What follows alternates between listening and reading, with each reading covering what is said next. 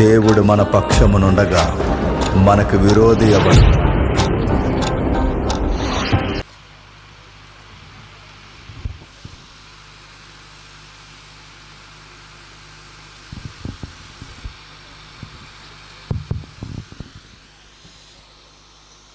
ముందుగా మందలపర్రు బాప్టిస్ట్ సంఘానికి, సంఘ నాయకులకి, పెద్దలకు, ఈ కార్యానికి ముఖ్య కారకులకు, నమదు చక్కటి గ్రీటింగ్స్ తెలియజేసిన పెద్దలకు, వాక్యం వినడానికి వచ్చిన మీ అందరికీ క్రీస్తునామమున శుభములు.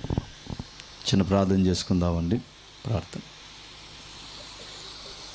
పరలోకమందున మా తండ్రి, ఈ ప్రత్యేకమైన ఈ బహిరంగ సభలో ప్రజలతో తండ్రి ఈ రాత్రి కూడా మీరు మాట్లాడండి. మానవులుగా ఏ విషయాన్ని తండ్రి మేము కేంద్రీకరించి చూడాలో మాకు నేర్పించండి తండ్రి. వచ్చిన మేము ఈ కష్టాన్ని, ఈ సమయాన్ని దొంగిలించేవారుగా మేము ఉండక తండ్రి వాక్యానికి ప్రథమ స్థానం ఇస్తూ తండ్రి మీ వాక్యాన్ని ఉన్నట్టుగా బోధించడానికి మమ్మల్ని వాడుకోండి. ఎవరునూ తండ్రి శ్రోతలుగా కూర్చొని వెళ్ళిపోక వినబడుతున్న మాటలు మావి కాదని ఇవి సర్వోన్నతుడైన యెహోవా మాటలను తండ్రి వారి గౌరవించి తండ్రి వారికి మీకు పడని అగాధాలు ఏవైనా ఉంటే పూడ్చుకునే ధన్యత ఇవ్వండి. ఈ కష్టము, ఈ ప్రయాస కనీసం ఒక్కరైనా తండ్రి సంఘంలో నూతన ఆత్మగా చేర్చబడడానికి ఉపయోగిస్తారని కోరుతున్నాం. నేను నన్ను మాట్లాడిన తండ్రి ఆ వర్తమానికులను దీవించండి. ఈరోజు మాట్లాడుతున్న మమ్మల్ని నడిపించండి. రేపు మాట్లాడబోతున్న తమ్ముడిని కూడా మీరు వాడుకోండి. మమ్మలను అందరినీ మీ చేతులకు అప్పగిస్తూ క్రీస్తునామని ప్రార్థన సమర్పిస్తున్నాం తండ్రి. ఆమేన్.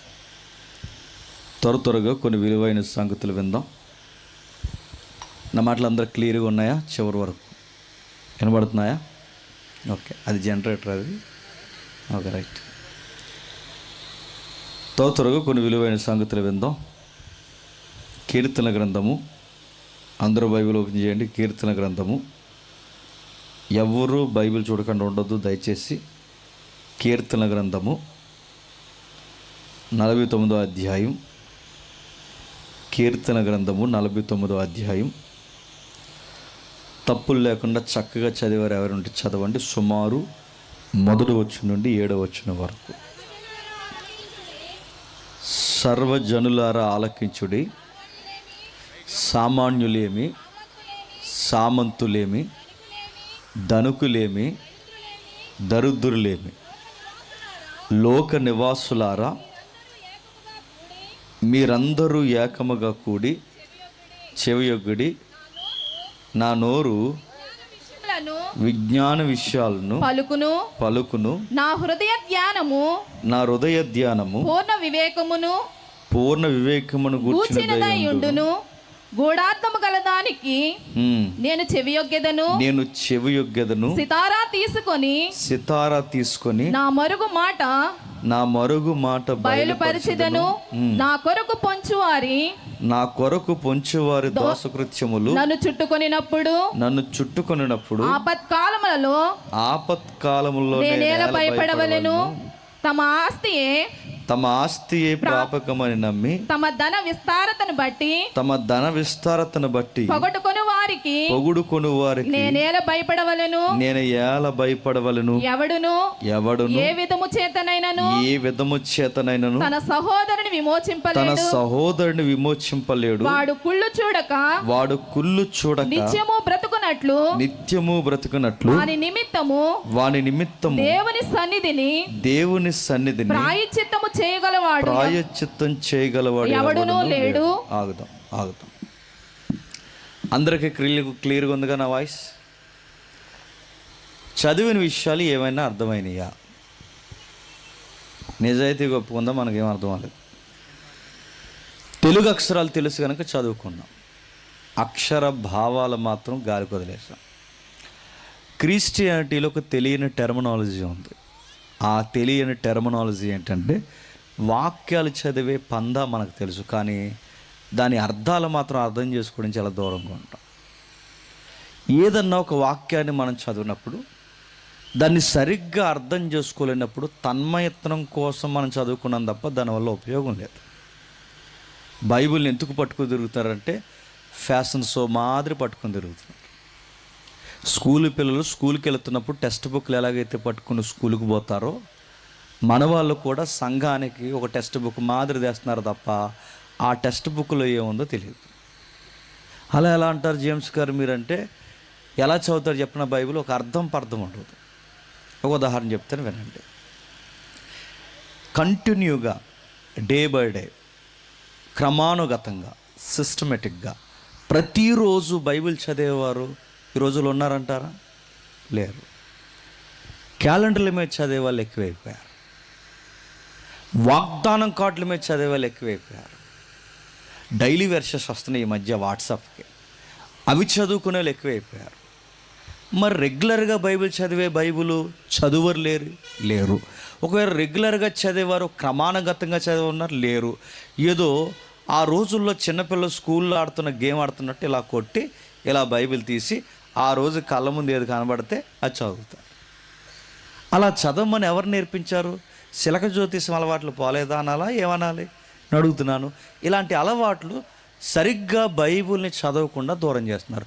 బైబిల్ చదవకపోతే ఏమవుద్దంటే ఈ దేవుడు అర్థం అవడు. ఈ దేవుడు అర్థం కాకపోతే మనం ఆయనతో ఎలా మాట్లాడో మనకు తెలియదు.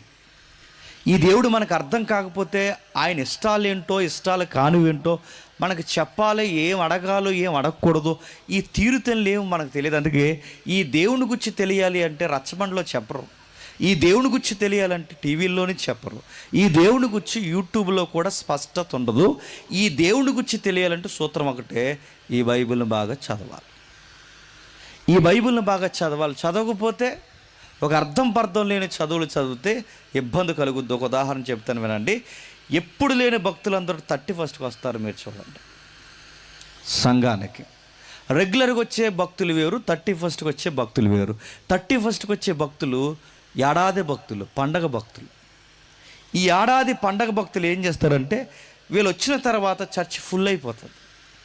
అప్పుడు ఏం చేస్తారు నిర్వాహకులు లేదా సంఘ కాపరు ఏం చేస్తారంటే టెంట్లు వేస్తారు, కుర్చీలు పెంచుతారు, స్థలాలు పొడిగిస్తారు. పైగా ఆ రోజు కక్క ముక్క డొక్క ఉంటుంది. ఆ రోజు కార్యక్రమాలు కట్టుకుంటే కనుక పాస్టర్ గారు కూడా బిజీ స్కెడ్యూల్ ఉంటుంది. ఇప్పుడు ఏం చేస్తారు పాస్టర్ గారు ఒక పక్క వాక్యం ప్రిపేర్ అవ్వాలి, మరో పక్క ఎవరెవరు వస్తున్నారో గుర్తుపెట్టుకోవాలి. కొత్త వాళ్ళు ఎవరైనా వస్తే వాళ్ళని గుర్తించి వాళ్ళకి ప్రార్థన చేయాలి. పాస్టర్ గారికి ఆ రోజు చాలా ఒత్తిడి ఉంటుంది. పైగా పాస్టర్ గారే ఆయన సొంత కాపరైతే వాళ్ళకి కావలసిన భోజన కార్యక్రమాలకు సంబంధించిన సామాగ్రి కూడా ఈయన కొనాలి, మార్కెట్కి వెళ్ళాలి. ఇంత బిట్లాడుతున్నాడు అనడానికి కొన్ని వాగ్దానం కార్డులు రెడీ చేయాలి. అంటే అవి లైసెన్స్ వెళ్ళాలన్నమాట. ఆ వాగ్దానం కార్డులు రెడీ చేయకపోతే ఎవరో ఒకరితో ఇదిగో ఏడాది అంతా నువ్వు గాలి తిరిగినా ఈ ఏడాది కూడా దేవుడు నిన్ను కాపాడేస్తాడు, దానికి ప్రూఫ్ ఎవిడెన్స్ ఏంటంటే ఇదిగో ఈ కార్డు అనడానికి కొంతమంది అదొక నమ్మకంలా కార్డులు ఇస్తారు. నేను వాగ్దానం కార్డులకు వ్యతిరేకం కాదు, వాగ్దానం కార్డులు తీసుకోవద్దంటలేదు. కానీ తీసుకున్నప్పుడు ఒక సిస్టమ్ ఫాలో అవ్వాలి. ఫాలో అవ్వకపోతే ఏమవుద్ది చెప్తున్నాను అండి. ఇలా వాగ్దానం కార్డులు ఇస్తున్నప్పుడు పాస్టర్ గారు ఏం చేశారంటే ఆడవారి కార్డులు, మగవారి కార్డులు, పెళ్ళి అయిన వారికి, పెళ్ళి కాని వారికి ఎవరికి ఏ కార్డు మ్యాచ్ అవుతుందో ఆ కార్డులు వేరు చేస్తారు. పాస్టర్ గారు పనుండి బయటికి వెళ్ళారు, మార్కెటింగ్ పని చూడాలి కదండి. ఆ మార్కెటింగ్ పనికి వెళ్ళి ఆ పనులన్నీ చూడడానికి ఈ లోపల ఆయన తిరిగి వచ్చే లోపల ఏం చేశాడంటే పాస్టర్ గారు చర్చిలో ఉన్న ఒక కుర్రోడికి ఈ కార్డులు అప్పగించాడు. చర్చిలో ఉన్న ఈ కుర్రోడికి కార్డులు అప్పగించినప్పుడు ఈ చర్చిలో కంగారు కుర్రగాళ్ళు ఉంటారు. వీళ్ళ వాక్యాలు వినరో, కంగారు ఎక్కువ వీళ్ళకి. ఏదో సభ అంతేలా భుజాల మీద మోసేస్తున్నట్టు ఈ మాట అంటున్నాను, ఏమనుకోకండి, ఎదవాడావిడ ఎక్కువ. అలా తిరుగుతుంటారు. వీళ్ళ చేతిలో బైబిల్ ఉండదు, వీళ్ళ చేతిలో ఒక పద్ధతి ఉండదు, వీళ్ళు కుదురుగా కూర్చుని ఒక వాక్యం వినరు. మరి ఏం చేస్తారంటే రాజకీయ పార్టీలో కార్యకర్తలు తిరుగుతారు చూసారా, అలా తిరుగుతుంటారు. ఏ కార్యం చేయనోడే కార్యకర్త గుర్తుపెట్టుకోండి. అలా కంగారు తిరుగుతుంటాడు. ఈ పని పాట లేనుండి ఈ పాస్టర్ గారు ఏమన్నాడు, రే ఇలా రా, నేను సాయంత్రం వస్తాను, వచ్చేంతవరకు నేను ఏం చేస్తామంటే ఈ వాగ్దానం కార్డులు జాగ్రత్తగా ఉంచరా అంటే అలాగే పాస్టర్ గారు అన్నాడు. ఈ కంగారోడు నా వల్ల అవదని చెప్పాలిగా, వీడు చెప్పలేదు. పాస్టర్ గారు దగ్గర ఆడు తీసుకున్నాడు, పాస్టర్ గారు ఉంచారు, పాస్టర్ గారు మార్కెటింగ్ వెళ్ళాడు, వీడి కంగారోడు కనుక కలిపేశాడు. ఆ మొక్క పాస్టర్ గారికి చెప్పలేదు కార్డులు కలిపేసాడని. ఆ మొక్క పాస్టర్ గారికి చెప్తే బాగున్ను. పాస్టర్ గారికి తెలియదు, ఆయన పనులు ఆయన బిజీగా ఉన్నాడు. ప్రేయర్ అయిపోయింది, సాయంత్రం ప్రేయర్ అయిపోయింది, బ్లెస్సింగ్స్ ఇచ్చేశారు, వాగ్దాన కార్డులు పంచుతున్నారు. ఇలా పంచుతున్నప్పుడు ఆడవారి కార్డులు మగవారి కార్డులు కలిసిపోయాలని చెప్పాలిగా, వీడి చెప్పలేదు. అందులో మగవాళ్ళకి రావాల్సిన కార్డులు ఆడవాళ్ళకి వచ్చాయి, ఆడవాళ్ళకి రావాల్సిన కార్డులు మగవాళ్ళకి వచ్చాయి. అందులో కార్డు ఇలా వచ్చింది. ఆ కుర్రగోడికి వచ్చిన కార్డు ఏంటంటే, వచ్చే ఏడాదికి గర్భవతి అవుతామని వచ్చింది. అవుతాడా? చస్తాడు ఏదో అవుతాడా? నేను అడుగుతున్నాను, వచ్చే ఏడాదికి ఆడేలా అవుతాడు గర్భవతి అంటే? మరి పాస్టర్ గారు ఆ కార్డు ఎక్కడి నుంచి తీశారు అంటే, దానికి ఒక సిస్టమ్ ఉంది, దానికి ఒక టెక్స్ట్ ఉంది, దానికి సందర్భం అంటారు దాన్ని. అంటే ఆ కార్డు ఎక్కడ ఉంటుంది? ఆది కాండంలో ఉంటుంది. ఆది కాండంలో దేవుడు ఎవరితో మాట్లాడుతున్నాడు? అబ్రహాముతో మాట్లాడుతున్నాడు. అబ్రహాముకి ఎవరిని గురించి చెప్తున్నాడు? శారంతో మాట్లాడుతున్నాడు. అంటే అది ఏ సందర్భం? పిల్లలు పుట్టని ఒక గొడ్రాలి సందర్భం. దీన్నే సందర్భానుసారంగా చదవడం అంటారు. దీన్నే అర్థం చేసుకుంటూ చదవడం. అంటే ఇప్పుడు శారమ్మను దీవించిన దేవుడు, భార్యడి కాలం 25 ఏళ్ళు ఆగిపోయిన ఆ గర్భాన్ని తెరిచిన దేవుడు, పిల్లలు లేని మా గర్భాలు కూడా తెరుస్తారని ఒక అర్థం వచ్చే, ఒక వాదార్పునిచ్చే ఒక సందర్భం అక్కడ రాయబడితే అర్థం పర్థం లేకుండా ఆ కార్డును బయటికి తీసేసి మీకు అప్లై చేసుకుంటే అప్లై అయిపోతుందా? వాళ్ళ జీవితాలు ఎందుకు రాశాడు? ఇదిగో వాళ్ళకే పిల్లల్ని ఇచ్చిన దేవుడు, నమ్ము నీకు కూడా పిల్లల్ని ఇస్తాడని చెప్పడానికి ఎంత సందర్భం ఉందంటే, మీరు వాగ్దానం కార్డు చదివినా, క్యాలెండర్ మీద చదివినా, ఎక్కడ చదివినా మీరు ఇంటికి వెళ్ళిన తర్వాత ఏం చేయాలి? ఆ రెఫరెన్స్ ఎక్కడిది? ఈ అధ్యాయంలో ఉంది. ఎన్ని వచనాలతో ముడిపడి ఉంది, అది ఏ పుస్తకానికి సంబంధించింది, ఆ పుస్తకం ఏ రచయిత రాశాడు, ఆ రాస్తున్నప్పుడు ఏ వ్యక్తులు ఎవరితో మాట్లాడుతున్నాడు, ఇప్పుడు అది చదువుతున్నప్పుడు అది మనకెలా వర్తిస్తుంది, దీన్ని మనం ఎలా అప్లై చేసుకోవాలి, ఎంత ధ్యానించి చదివితేనే అర్థవంతంగా దేవుడు నీతో మాట్లాడతాడు. దేవుడు మాట్లాడకపోతే ఏమవుద్ది? నువ్వేం చేస్తున్నావో తెలియదు, నువ్వు ఎలా ప్రార్థన చేయాలో తెలియదు, నువ్వు ఎలా వ్యవహరించాలో తెలియదు. దేవుడు మాట్లాడమని చాలామంది కోరుకుంటారు. దేవుడు ఎలా మాట్లాడతాడు? అయ్యా దేవుడు మాతో మాట్లాడతాడేమో చెప్పండి, అయ్యా దేవుడు మాతో మాట్లాడతాడేమో అడగండి అని అడుగుతారు. దేవుడు ఎలా మాట్లాడతాడు? చాలామంది ఏమనుకుంటున్నారంటే, అందరితో దేవుడు ఇండివిజువల్గా మాట్లాడతారు కూడా. ఎలా మాట్లాడతాడు ఆయన? దేవుడు మాట్లాడడం అంటే చాలామంది ఏమనుకుంటారు, ఆకాశం మీద ఇడిపోయి కుమారుడా అలా ఎక్కడికి వెళ్తున్నావు అంటాడు అనుకుంటున్నావా? బీరువారి నుంచి మెల్లని స్వరం, కుమారి ఆటో వచ్చేస్తుంది వెళ్ళిపో అని చెప్తాడు అనుకుంటున్నావా? నువ్వు ఊరు వెళుతున్నప్పుడు నువ్వు ఊరికి ఎలా వెళ్ళు, నువ్వు బస్సు ఎక్కినప్పుడు బస్సులు ఎక్కడుందని ఈ తన్మయత్వంలోకి వెళ్ళకండి నేను అడుగుతున్నాను. దేవుడు ఎలా మాట్లాడతాడంటే తన వాక్యం ద్వారా మాట్లాడతాడు. తను ఇచ్చాడు 66 పుస్తకాలు. ఈ 66 పుస్తకాలు చదివితే దానిలో నుంచి మాట్లాడదు. ఏం మాట్లాడతాడు? ఏ విషయమైనా మాట్లాడతాడు. నీ పుట్టికేంటో చెబుతాడు, నువ్వు ఎలా గెడతావో చెబుతాడు, ఈ రెండిటి మధ్య నీ ఊగిసలాట జీవితం ఎలా ఉంటుందో చెబుతాడు, ఈ భూమి మీద నీకు కావలసిన అత్యధికమైన ధైర్యం ఎక్కడ దొరుకుతుంది నీకు చెప్తాడు. ఒక్కటేంటి? నీ వ్యాపారం, నీ స్నేహం, నీ సంఘం, నీ పెళ్ళి, నీ ప్రతి కార్యక్రమాన్ని ఈ వాక్యం ద్వారా మాట్లాడతాడు. అలాంటి విషయాలు నీకు తెలియాలంటే ఖచ్చితంగా ఇది చదవాలి. ఇది చదవకుండా నాతో మాట్లాడు ప్రభువా, నాతో మాట్లాడు ప్రభువా, ఎలా మాట్లాడతాడు? అందుకే చదవాలి. చెప్పే నా చేతుల్లో బైబిల్ పెట్టాడు, వినే మీ చేతుల్లో బైబిల్ పెట్టాడు, చెప్పే నన్ను ఒళ్ళు దగ్గరెట్టుకుని చెప్పమన్నాడు, వినే మిమ్మల్ని నెక్స్ట్ చెప్పండి దగ్గరెట్టుకుని వినమన్నాడు. కాబట్టి మీకు బైబిల్ ఇచ్చాడు, నాకు బైబిల్ ఇచ్చాడు. అందుకే టైం పాస్ చేయకూడదు. ఇప్పుడు ఇన్ని గంటలు మీరు కూర్చున్నారు, ఎంతమంది ఇన్ని గంటలు మీరు ఇక్కడ కూర్చున్నారంటే, ఇది 1 గంట, నీ గంట, నీ గంట, నీ గంట, ఇన్ని గంటలు కలిపి దేవుడిని నమ్మి నా చేతుల్లో ఇన్ని గంటలు పెట్టాడంటే నన్ను ఒళ్ళు దగ్గరెట్టుకుని వాక్యం చెప్పమని. మీ గంటను దేవుడు ఇక్కడ సమయం ఇచ్చాడంటే మీరు కూడా జాగ్రత్త కలిగి వాక్యం వినమని. వాక్యానికి ఆయన అంత ప్రథమ స్థానం ఇస్తాడు. ఆ వాక్యం తెలియకపోతే దేవుడు నీకు ఎలా అర్థమవుతాడు? అందుకే ఏ వాక్యం మనం చదివినా దానికి ఒక సందర్భం, ఆ సందర్భంలో జరుగుతున్న విషయాలు దాన్ని తీసుకుంటేనే ఎలా మాట్లాడుతున్నాడు మనకు అర్థమవుతుంది. ఇప్పుడు మనం చదివే ఒక కీర్తన. ఏంటా కీర్తన? కీర్తనలు రకరకాల వ్యక్తులు రాశారు. చాలామంది కీర్తనలు అనగానే ఏమనుకుంటారంటే దావీదే రాశాడు అనుకుంటారు. నో, దావీదు ఒక్కడే రాయలేదు, ఆమోస్ కూడా రాశాడు. ఆమోస్ ఒక్కడే రాయలేదు, సొలొమోను కూడా రాశాడు. సొలొమోను ఒక్కడే రాయలేదు, మోసెస్ కూడా రాశాడు. మోసే ఒక్కడే రాయలేదు, కోరాహు కుమారులు కూడా రాశారు. కోరాహు కుమారులు ఒక్కడే కాదు, గుర్తింపు లేని పేరు లేని కొందరు కీర్తనకారులు రాశాడు. కీర్తనకారులు కొందరు గుర్తింపు లేని వాళ్ళు కాదు, అక్కడక్కడ జీవితంలో ఒకే ఒక కీర్తన రాసిన భక్తులు కూడా ఉన్నారు.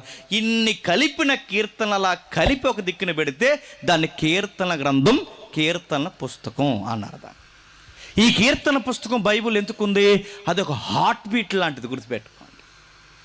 అంటే మానవ హృదయం మధ్యలో ఉండి ఎలా అయితే లబ్డబ్ అని కొట్టుకుంటుందో, కీర్తన పుస్తకం కూడా బైబిల్కి ఒక హృదయ స్పందన లాంటిది. అంటే భక్తులు ఏడ్చిన సందర్భాలు ఉన్నాయి, భక్తులు మోకాలు వేసిన సందర్భాలు ఉన్నాయి. కీర్తన పుస్తకం బైబిల్కి ఒక చక్కటి స్వరం ఇచ్చే మధ్యలో ఉండే ఒక పుస్తకం. అదంటే దానికి ఒక ప్రత్యేకత ఉంది. చాలామంది కీర్తనలు ఒక నేర లుక్లో చూస్తారు. కీర్తనలే గానకు కీర్తనలు జీవిత పాఠాలు. అవి కీర్తనలు ఎలా మార్చేశారంటే చాలామంది కొన్ని కీర్తనల్ని పేటెంట్ హక్కులు ఇచ్చినట్టు ఆ కీర్తనలు అలా కూర్చోబెట్టేశారు. ఏం చేశారు? 127వ కీర్తన చదవాలనుకోండి, ఎప్పుడు చదువుతారు చెప్పండి? ఎవరో ఒకటి ఇల్లైనా కట్టుకోవాలి, పిల్లలైన బుట్టాలి, అప్పటి వరకు ఆ కీర్తన చదవరు. 128వ కీర్తన చదవాలనుకోండి, ఓ కృతజ్ఞత కూడికి పెట్టుకుంటే చదువుతారు. 90వ కీర్తన చదవాలనుకోండి, ఏం చేస్తారు? ఎవడో చచ్చిపోలేదా ఆ కీర్తన చదవరు. తరతరముల నుండి మాకు నివాసాలు నీవే అనే పదం చదవాలంటే ఎవడో చచ్చిపోవాలి. అలా చదవమని ఎవరు చెప్పారు? మరి ఎవరు చెప్పారు, ఎవరు అలవాటు చేశారో నాకు తెలియదు, కానీ సిస్టమ్ పోగొట్టేశారు. అలా చదవకూడదు బైబిల్ని. మార్టిన్ లూథరన్ గారు ఏమంటారు తెలుసా? ప్రతిరోజు ప్రతి అధ్యాయము క్రమానుగతంగా చదవాలి, సీజనల్గా బైబిల్ చదవద్దు అంటాడు ఆయన. అలా సీజనల్గా చదివినందుకు ఆయన ముందున్న ఆయన సంఘాలు, ఆయనకి ముందున్న సంఘాలు అలా చదివే పాడైపోయారు అన్నాడు ఆయన.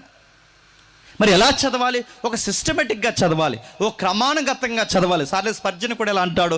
ప్రతిరోజు ఒక అధ్యాయాన్ని వచనం వెనకాల వచనం, ఒక అధ్యాయాల వెనకాల అధ్యాయం, పుస్తకాల వెనకాల పుస్తకాన్ని ఇలా చదవాలి, సందర్భానుసారంగా చదవాలి. ఇప్పుడు ఇంత విన్న తర్వాత మనకు అర్థమవుతుంది అసలు ఏంటి ఈ 49వ కీర్తన. ఇక్కడ రాస్తున్నాడు చూడండి, ప్రధాన గాయకునికి కోరాహు కుమారులది కీర్తన. ప్రధాన గాయకుడు అంటే మెయిన్ సింగర్ లేదా క్వైర్ మాస్టర్, ఆయనకి రాస్తున్నాడట ఈ కీర్తన. అంటే ఎవరికో అడ్రస్ చేస్తూ ఎవరికో రాస్తున్నారు. అడ్రస్ ఎవరికి చేస్తున్నారంటే మెయిన్ సింగర్కి చేస్తున్నారు, లేదా క్వైర్ టీమ్ మాస్టర్కి చేస్తున్నారు, క్వైర్ మాస్టర్కి చేస్తున్నారు. ఎవరి అడ్రస్ అంటే క్వైర్ మాస్టర్ అడ్రస్ అయితే ఆ అడ్రస్ చేస్తూ అది రాస్తున్నది ఎవరంటే రైటర్స్, కోరాహు కుమారులు. ఏమి రాస్తున్నారు? నేను చదువుతాను చూడండి. ఏమి రాస్తున్నారు? ప్రపంచంలో ఉన్న ప్రతి ప్రజ ఒక ముఖ్యమైన సంగతి తెలుసుకోవాలంట. ప్రపంచంలో ఉన్న ప్రతి ప్రజ ఒక ముఖ్యమైన సంగతి తెలుసుకోవాలి. ప్రజలలో కేటగిరీస్ ఉన్నాయంట. ప్రజల్లో కేటగిరీస్ ఏమున్నాయి? డబ్బున్న వాళ్ళు 2 రకాలు ఉంటారట. ఆ డబ్బున్న వాళ్ళు 2 రకాలు ఏంటో తెలుసా? సామంతులు, ధనికులు. అంటే డబ్బులో 2 రకాలు, సామంతులు వేరు, ధనికులు వేరు. పేదరికంలో 2 రకాలు, సామాన్యులు, దరిద్రులు. అంటే దరిద్రులు అంటే ఏంటి? దరిద్రులు అంటే దారిద్ర్యకు దిగును బతుకుతున్న ఇంకా దిగువ స్థాయిలో బతికే వారిని దరిద్రులు అంటారు. తిట్టు కదది. అంటే పేదరికంలో కడు పేదరికాన్ని దరిద్రం అంటారు దాన్ని. అంటే ఇన్ని కేటగిరీస్. అంటే మనుషుల్లో 4 రకాల మనుషులు ఉన్నారు. ఒకటి సామాన్యులు ఉన్నారు, సామంతులు ఉన్నారు, ధనికులు ఉన్నారు, దరిద్రులు ఉన్నారు. ఇన్ని రకాలు ఉన్నా నువ్వు వేరని నీ డబ్బు నీకు వేరు చేసి చెప్పొచ్చేమో, నీ యొక్క పదవి నిన్ను వేరుగా చూపించొచ్చేమో, లేదా నువ్వు వేర్రా అబ్బాయి అని చెప్పొచ్చేమో, కానీ అందరినీ కామన్గా మింగేసేది ఒకటి ఉంది. ఒక భయం ఉంది, అది మీరు ఆలోచించట్లేదంట. మిమ్మల్ని అందరినీ తరివేసేది ఒకటి ఉంది. దానికి డబ్బు ఉన్నవాడైనా ఒకటే, డబ్బు లేనివాడైనా ఒకటే, సామాన్యుడైనా ఒకటే, సామంతుడైనా ఒకటే, ధనికుడైనా దరిద్రుడైనా. అంటే దానికి ఎవడు చుట్టము కాదు. అది అనేకులకు పొంచి ఉన్న ప్రమాదం. ఆ ప్రమాదం ప్రజలకు అర్థం కావట్లేదు. అసలు ప్రమాదాన్ని గాలికి వదిలేశారట. అనవసరమైన విషయాలను తెర మీద తెచ్చుకుని వాటికి మాత్రం భయపడిపోతున్నారట. భయపడవలసిన విషయానికి భయపడలేదట, పనికి మాలిన విషయానికి భయపడుతున్నారట. ఏ విషయాలకు భయపడుతున్నాడు కింద రాస్తున్నాడు చూడండి. ఈ సామాన్యులు, జనులందరూ, లోక నివాసులందరూ, వీళ్ళందరికీ చెప్తాడు, వినండి, నా నోరు విజ్ఞాన విషయాలు పలుకుతుంది, పూర్ణ వివేకను గురించి చెబుతుంది, గూఢార్థం గల సంగతులు చెబుతాను, సితార తీసుకుని చెబుతాను. ఏం చెప్తావు అంటే ఆ కింది కట్టినాడు. మీరు భయపడే కొన్ని సంగతులు ఉన్నాయి. మీరు భయపడిపోయే కొన్ని సంగతులు ఏంటంటే మీ దోషకృత్యాలు, మీ పొంచువారి ఆపదలు మీకు చుట్టుకున్నప్పుడు మీరు భయపడతారు. దేనికి భయపడతారు? దోషకృత్యాలు, ఏదో ఒక ప్రమాదం. లేదా మీరు చేసిన మిస్టేక్స్ కానీ, లేదా మీకు తెలియకుండా పొంచున్న ప్రమాదాలు కానీ, ఏదో ఒకటి అది ఎప్పత్తుగా అది ఎదురవుతుందన్న సంగతి మీకు తెలిసినప్పుడు దానికి భయపడతారు. కొంతమంది రకాలు ఉంటారు, వాళ్ళు దేనికి భయపడతారు తెలుసా? ఇంక అర్థం ఉండదండి. వాడు కట్టుకున్న మేడ మీదకి రాత్రులు వాడికి వెళ్ళాలంటేనే భయం, చీకటి భయం. కొంతమంది మగాళ్ళు ఉంటారు, ఆడికి రాత్రికి టాయిలెట్కి వెళ్ళాలంటే భయం. వాళ్ళ ఆవిడకి మెలుకుగుండని చెప్పడానికి మళ్ళీ ఆడికి నామోసి ఏం చేస్తాడంటే లైట్ అంటాడు. నేను అడుగుతున్నాను, చీకటి అంటే భయపడిపోయే ఆడవాళ్ళు ఉన్నారు, మగవాళ్ళు ఉన్నారు. బొద్దింకలంటే భయపడిపోయే మనుషులు ఉన్నారు, బల్లిలంటే భయపడిపోయే మనుషులు ఉన్నారు, జరగబోయే ఏదో ప్రమాదం ఉందంటే భయపడిపోయే మనుషులు ఉన్నారు. మనుషులు ఆపదలకి భయాలకి మరింత గజగజ వణికిపోతారు. కానీ కీర్తనకారుడు ఏమంటున్నాడంటే, మీరు భయపడవలసిన విషయానికి భయపడకుండా అనవసరమైన విషయానికి భయపడుతున్నారు. ఏ అనవసరమైన విషయం భయపడుతున్నారు? ఏ సంగతులు చెప్పాలనుకుంటున్నారంటే, అసలు ఈ కోరహ కుమారుల యొక్క ఉద్దేశం ఏది తెర మీదకి తీసుకురావాలనుకుంటున్నారు? చాలా ముఖ్యమైన సంగతులు తీసుకురావాలనుకుంటున్నారు. ఈ ముఖ్యమైన సంగతులు ఏంటో మనకు తెలియాలంటే అసలు ఈ కోరహ కుమారుల హిస్టరీ కాస్త బ్రీఫ్ తెలియాలి మనకి. ఈ కోరహ కుమారుల హిస్టరీ అంటే కాస్తంత అవగాహన ఉండాలి. ఏంటి ఈ కోరహ కుమారులు? ప్రశ్న, అసలు ఎవరు ఈ కోరహ కుమారులు? కోరహు కుమారులు అంటే కోరహు అన్నవాడు ఎవడు ఉన్నాడు. కోరహు ఎవరు? మోసే గారు తెలుసుగా, తెలియాలి. మోసే గారు అంటే ఎవరో తెలియకపోతే రేపు తూర్పు అయిపోయిందో చూడటమే, ఇంకా అంతే, బేసిక్స్. మోసే గారు తెలుసుగా. మోసే గారి దేవుడు 430 సంవత్సరాలు నలిగిపోతున్న ఇశ్రాయేల్ని, బాగా వినాలి, కీర్తన బ్యాక్గ్రౌండ్ చూస్తున్నాం. ఇశ్రాయేలీల్ని విడిపించడానికి వారి అరగా దేవుడు తయారు చేశాడు మోసే. ఆ మోసే ఇలా బయటకు వచ్చి వాళ్ళని తీసుకుని వస్తున్నప్పుడు, ఇక నేడో రేపో కానాను భూభాగంలో అడుగు పెట్టేస్తారన్న సమయానికి కొంతమంది మోసే మీద తిరగబడిపోయారు. సుమారు 250 మంది ఓటింగు. అందులో ఎల్డర్గా, లీడర్గా పనిచేస్తున్న వ్యక్తి ఎవరంటే కోరహుతో పాటు ఇంకొకడు ఉన్నాడు. ఈ కోరహు నువ్వేనా కాపరివి? మేము కాదా కాపర్లు, మేము కాదా నాయకులు అని చెప్పి ఆ పెద్ద ఆయన మోసే మీద తిరగబడ్డారు. ఈ తిరగబడుతున్నవాడు ఎవడంటే గుర్తుపెట్టుకోండి, బయటోడైతే అనుకోవచ్చు, ఎవడో పక్కోడంటే అనుకోవచ్చు. వీడెవరంటే స్వయాన మోసే గారి బాబాయ్ గారు అబ్బాయి. ఎవరు? మోసే గారు బాబాయ్ గారు అబ్బాయి. ఇప్పుడు ప్రశ్న, ఎవరు మన మీద గట్టిగా తిరగబడతారు చెప్పనా? మనోలే తిరగబడతారు, గుర్తుపెట్టుకో. మీరు శత్రులు ఎప్పుడు ఎవడో దూరంగా ఉన్నాడు అనుకోండి, ఎదిరింటి ఎల్లయ్య పక్కింటి పొల్లయ్య మనకు చేసేది ఏముండదు. గట్టిగా అరుస్తాడు, లేదా మన మీద 4 సాడీలు చెప్తాడు, అంతవరకే. కానీ మనకి కనబడకుండా గట్టిగా వెనకాల నుంచి పొడి చేసేది ఎవరు చెప్పనా? మనోడే పొడుస్తాడు. అందుకే చూడండి, వాళ్ళు పొడి చేసిన వెంటనే మీరు డైలాగ్ చెప్పకండి, నా ఉప్పు తిని నా పప్పు తిని. నువ్వు ఉప్పు తిన్నా పొడి చేస్తారు వాళ్ళు. యూనివర్సల్ సూత్రం ఏంటి మీరు గుర్తుపెట్టుకోండి, మన వాళ్ళే మనల్ని పొడుస్తారు. మరో మాట చెప్తాను చూడండి. మోసే నదిలో కొట్టుకుని పోతున్నప్పుడు ఆ నదిలో ఆ జమ్ము పెట్టిలో మోసే కొట్టుకుని పోతున్నప్పుడు ఆ పెట్టిని ఫాలో అయింది ఎవరండి? వాళ్ళ అక్క. ఎవరు? మిరియాము. కానీ గమనించండి, ఆయనకి ఒంటరిగా ఉన్నప్పుడు తోడుగా నిలబడింది ఎవరండి? వాళ్ళ అన్నయ్య అహరోను. కానీ విషయం ఏంటి చెప్పనా, ఆయన ఏదో మ్యారేజ్ చేసుకున్నాడు, రెండో మ్యారేజ్ ఏదో జరిగింది. ఆ మ్యారేజ్ టైంలో ఆయన మీద తిరగబడిపోయింది ఎవరు చెప్పనా? ఏ అక్క అయితే నదిలో ప్రాణం కాపాడిందో అదే అక్క. చెప్పండి, మిరియాము మోసే మీద తిరగబడిపోయింది. అంటే ఎవరు తిరగబడతారు? దగ్గరోలే తిరగబడతారు. ఏ విషయాలు తిరగబడతారు? వాళ్ళకు కొన్ని అనుకూలం కాకపోతే ఆ విషయాల మీద తిరగబడిపోతారు. అలా తిరగబడ్డాడు ఈ కోరహు. సొంతోడే, బాబాయ్ గారు అబ్బాయి.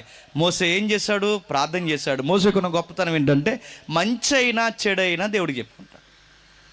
మంచైనా చెడైన దేవుడి నాయకుడికి ఉండాల్సిన లక్షణాలు. ప్రతి దానికి మనం తగునమ్మా అని తయారైపోకూడదు. నేను నేర్చుకున్న ఇప్పుడు 18 సంవత్సరాలు నా సేవా జీవితం, సుమారు 19 సంవత్సరాలకు నేను అడుగు పెడతాను. ఎందుకంటే నా చిన్న వయసులోనే బాప్టిజం తీసుకుని సేవలోకి వచ్చాను.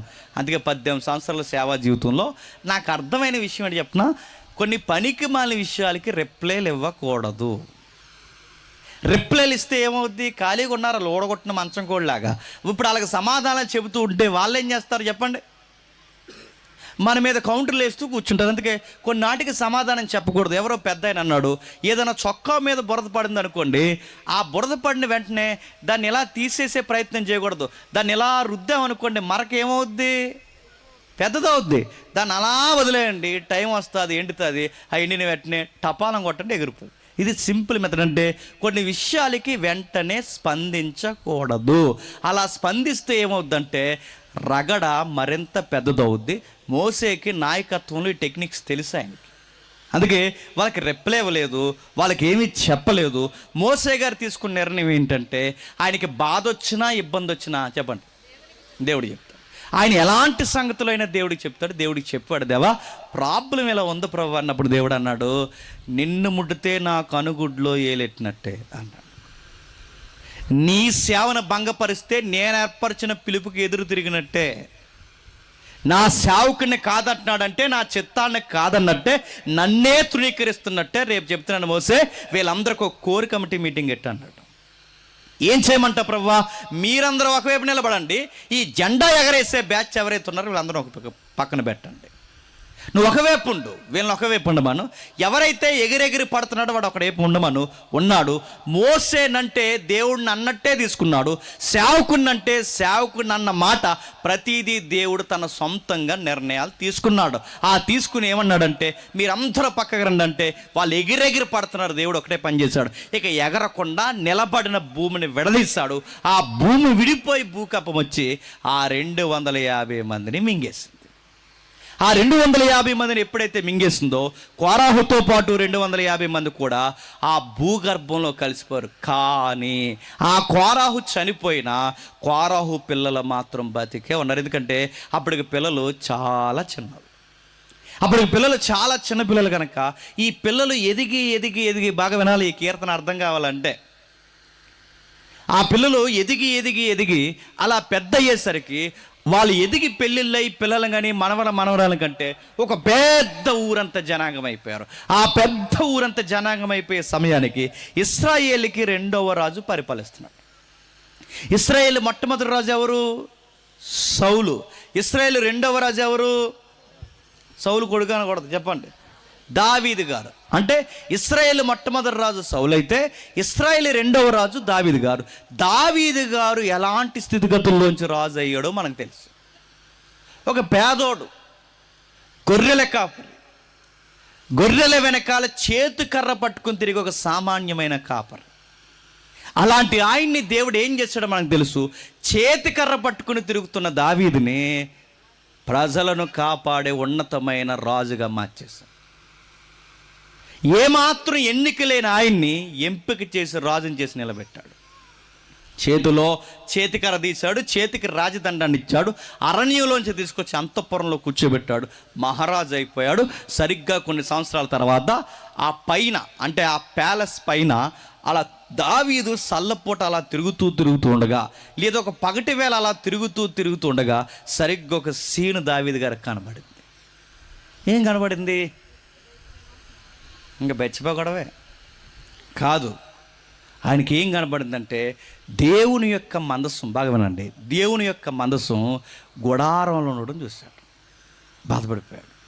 దేవుని మందసం అంటే దేవుని నివాసం, దేవుని సన్నిధి. దేవా, దావీదునైన నన్ను, ఎన్నిక లేని నన్ను, నా నివాసం మాత్రం ఇంత ప్యాలెస్లో పెట్టావు, నీ నివాసం మాత్రం ఎక్కడో ఆ గుడారంలో ఆ క్లాతల మధ్య ఉండిపోయింది. నీ సన్నిధి మాత్రం గుడారంలో ఉంది, పనికిరాని నాకు మాత్రం ఇంత బంగారు ప్యాలెస్ ఇచ్చావు. నేను అడుగుతున్నాను ప్రభువా, నువ్వు నాకన్నా ఉన్నతమైన వాడివి, నేను ఉన్నతమైన స్థాయిలో ఉండడం ఏంటి, నువ్వు ఈ దిగువ స్థాయిలో ఉండడం ఏంటి? అందుకే నా మనసు ఒప్పుకోవట్లేదు. నీవు మనుషుల నివాస స్థలం కన్నా గొప్ప నివాస స్థలం ఉండాలి.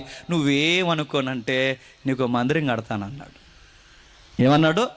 నీకు మందిరం కడతాను ప్రభువా, నా నివాస స్థలం కన్నా, మానవ నివాస స్థలం కన్నా గొప్ప నివాస స్థలం ఉండాలి. అసలు నీ నివాస స్థలం కొరకు ప్రపంచ ప్రజలు మాట్లాడుకోవాలి.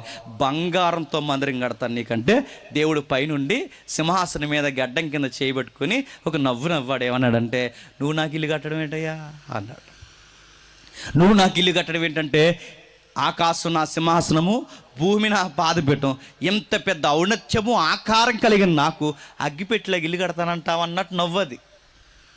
అయినా నువ్వు నా ఫ్రెండ్ కాబట్టి, నా స్నేహితుడు కాబట్టి ఆశ గల ప్రాణాన్ని ఖచ్చితంగా తృప్తిపరుస్తాను. నువ్వు నన్ను అడిగావు, నా ఫ్రెండ్ కాబట్టి నువ్వు అడిగావు కనుక నీ ప్లాన్ ఆఫ్ యాక్షన్ అంతా నేను రెడీ చేస్తాను, బ్లెస్ చేస్తాను. కానీ కండిషన్స్ అప్లై అవుతాయి. ఆ కండిషన్స్ ఏంటంటే నువ్వు కట్టొద్దు అన్న. ఎందుకు కట్టొద్దు ప్రభు అని అడిగితే ఒక మాట చెప్పాడు, నువ్వు ఎందుకు నేను కట్టొద్దు అంటున్నానంటే అమాయకుల రక్తము చేత నీ చేతులు తడిసిపోయి ఉన్నాయి. నీ చేతులు రక్తము చేత తడిసిపోయి ఉన్నాయి కనుక నువ్వు కట్టొద్దు. మరి ఏం చేయాలి ప్రభు అంటే, నీ ఆశను నేను నెరవేరుస్తాను. నీ కొడుకు వస్తాడు, నీ కొడుకు ఇంకా పుట్టకముందు ఆ కొడుకు పేరు చెప్తాను, రాసి పెట్టుకో. ఆ కొడుకు పేరు ఏంటంటే సొలొమోను. ఆ సొలొమోను వచ్చిన తర్వాత ఆ కొడుకు ద్వారా నేను కట్టిస్తాను. ఆ సొలొమోను ద్వారా నీ ఆశను నేను నెరవేరుస్తాను. అప్పటి వరకు నువ్వు మందిరం కట్టడానికి వీల్లేదు. ఓకే, కొడుకు వస్తాడు, దేవుడు నా కొడుకు ద్వారా ఉన్నతమైన చిత్తాన్ని నెరవేరుస్తారని ఎదురు చూసిన దావీదు గారు కొడుకు వచ్చే లోపు ఆయన ఏం చేశాడంటే, స్థలము కావాలంటే, మందిరం కట్టాలంటే ఏం కావాలి? స్థలం కావాలి. 46 ఎకరాల స్థలం కొన్నాడు. ఎంత? సుమారు 46 ఎకరాల స్థలం కొన్నాడు. ఈ 46 ఎకరాల స్థలం కొన్నప్పుడు ఈ 46 ఎకరాల స్థలంలో ఒక సెంటిమెంట్ ఉంది. అక్కడ అబ్రహాము గారికి దేవుడు ప్రత్యక్షమైనప్పుడు అబ్రహాము గారు కొడుకుని బలేశాడే ఆ 46 ఎకరాల స్థలం దగ్గర. యాకోబుకి దేవుడు కనబడ్డాడే నించెనగా, ఆకాశానికి భూమికి ఒక నిచ్చెనుంటే దేవదూతలు ఎక్కుతూ పోగుతూ దిగుతూ ఒక దర్శనం కనబడ్డది యాకోబుకి. ఆ దర్శనం కనబడింది ఆ 46 ఎకరాల స్థలం దగ్గర.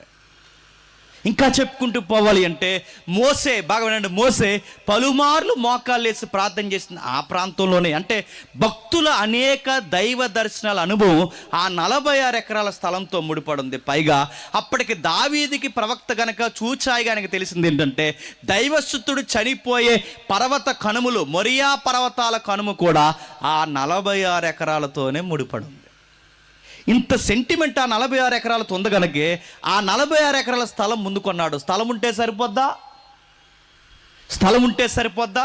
ఆ స్థలానికి కావలసిన మెటీరియల్ సిద్ధం చేయాలి.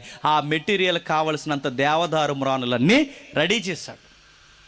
దేవదారుమాలు ఉంటే సరిపోద్దా? ఆ మందిరానికి, బాగా వినండి, మందిరం ఉంటే సరిపోదు.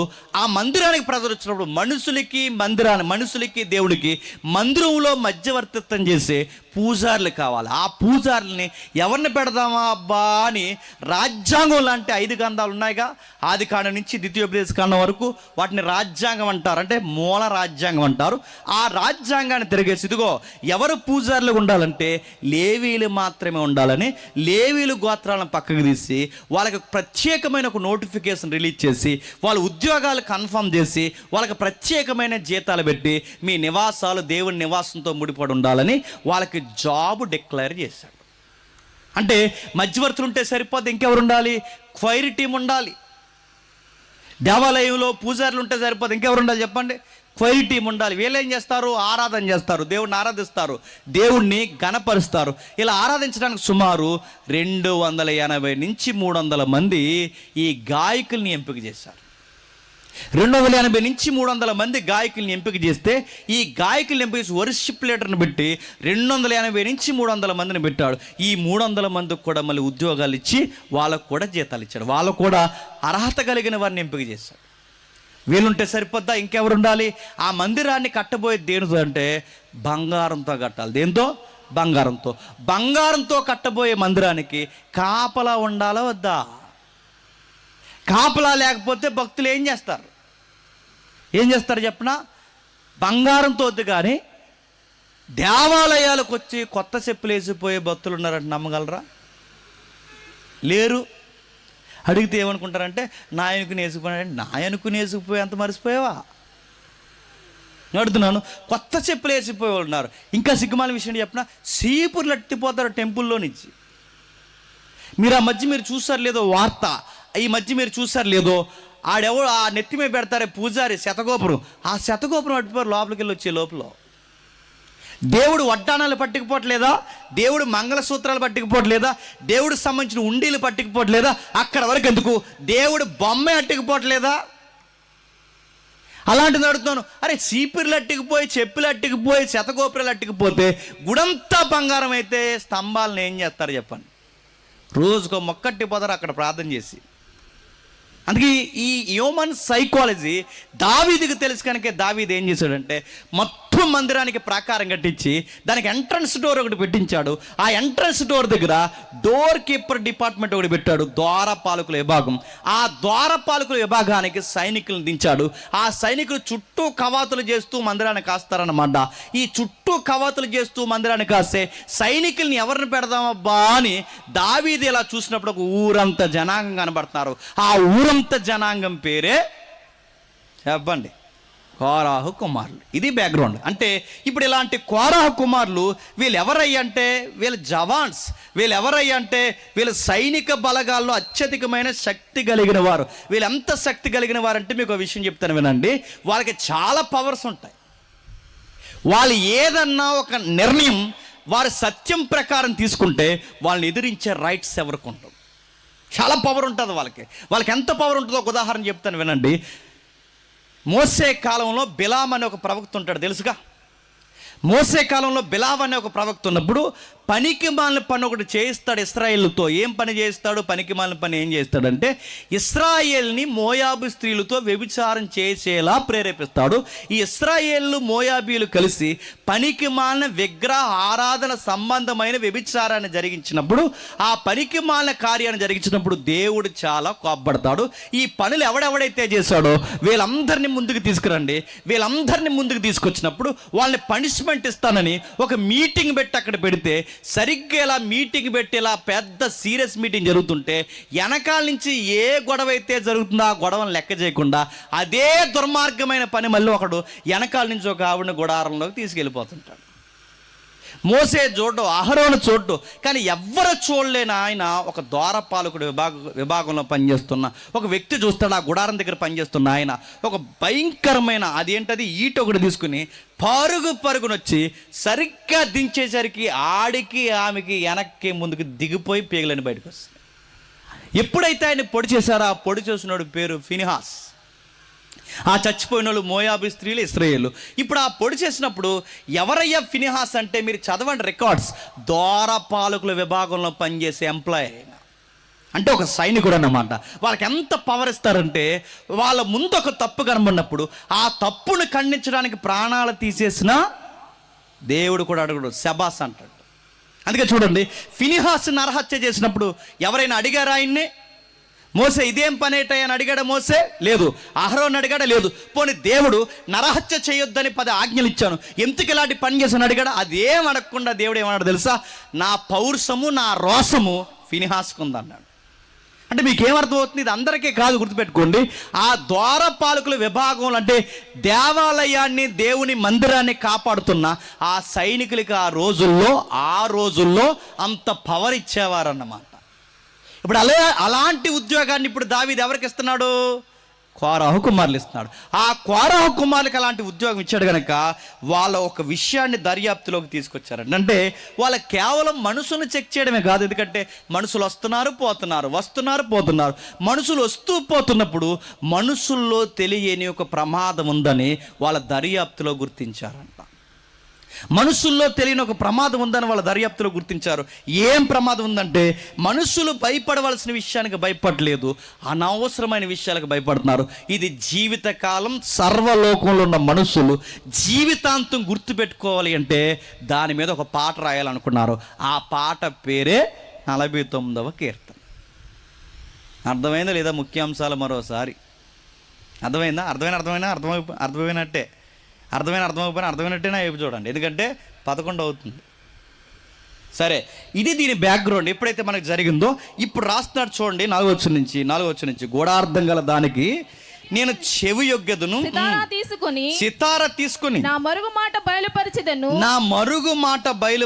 నా కొరకు పొంచువారి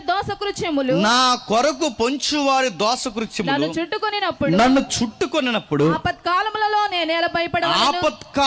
నేనేల భయపడవలను. తమ ఆస్తియే ప్రాపకమని నమ్మి తమ ధన విస్తారతను బట్టి పొగుడుకునే వారికి నేనేల భయపడవలనంటే కొన్ని భయాల లిస్టు వాళ్ళు రాస్తున్నారు చూడండి. మనుషులు భయపడే కొన్ని భయాలు ఉన్న ఒకటి, ఆపదలకు భయపడతారు, చీకటికి భయపడతారు, జీవులకు భయపడతాడు, వాడికి పొంచున్న దోషకృత్యాలకు భయపడతాడు, వాడు శత్రువుకు భయపడతారు. చివరికి వాళ్ళు దేనికి భయపడతారంటే డబ్బున్నోళ్ళు కూడా భయపడతారు.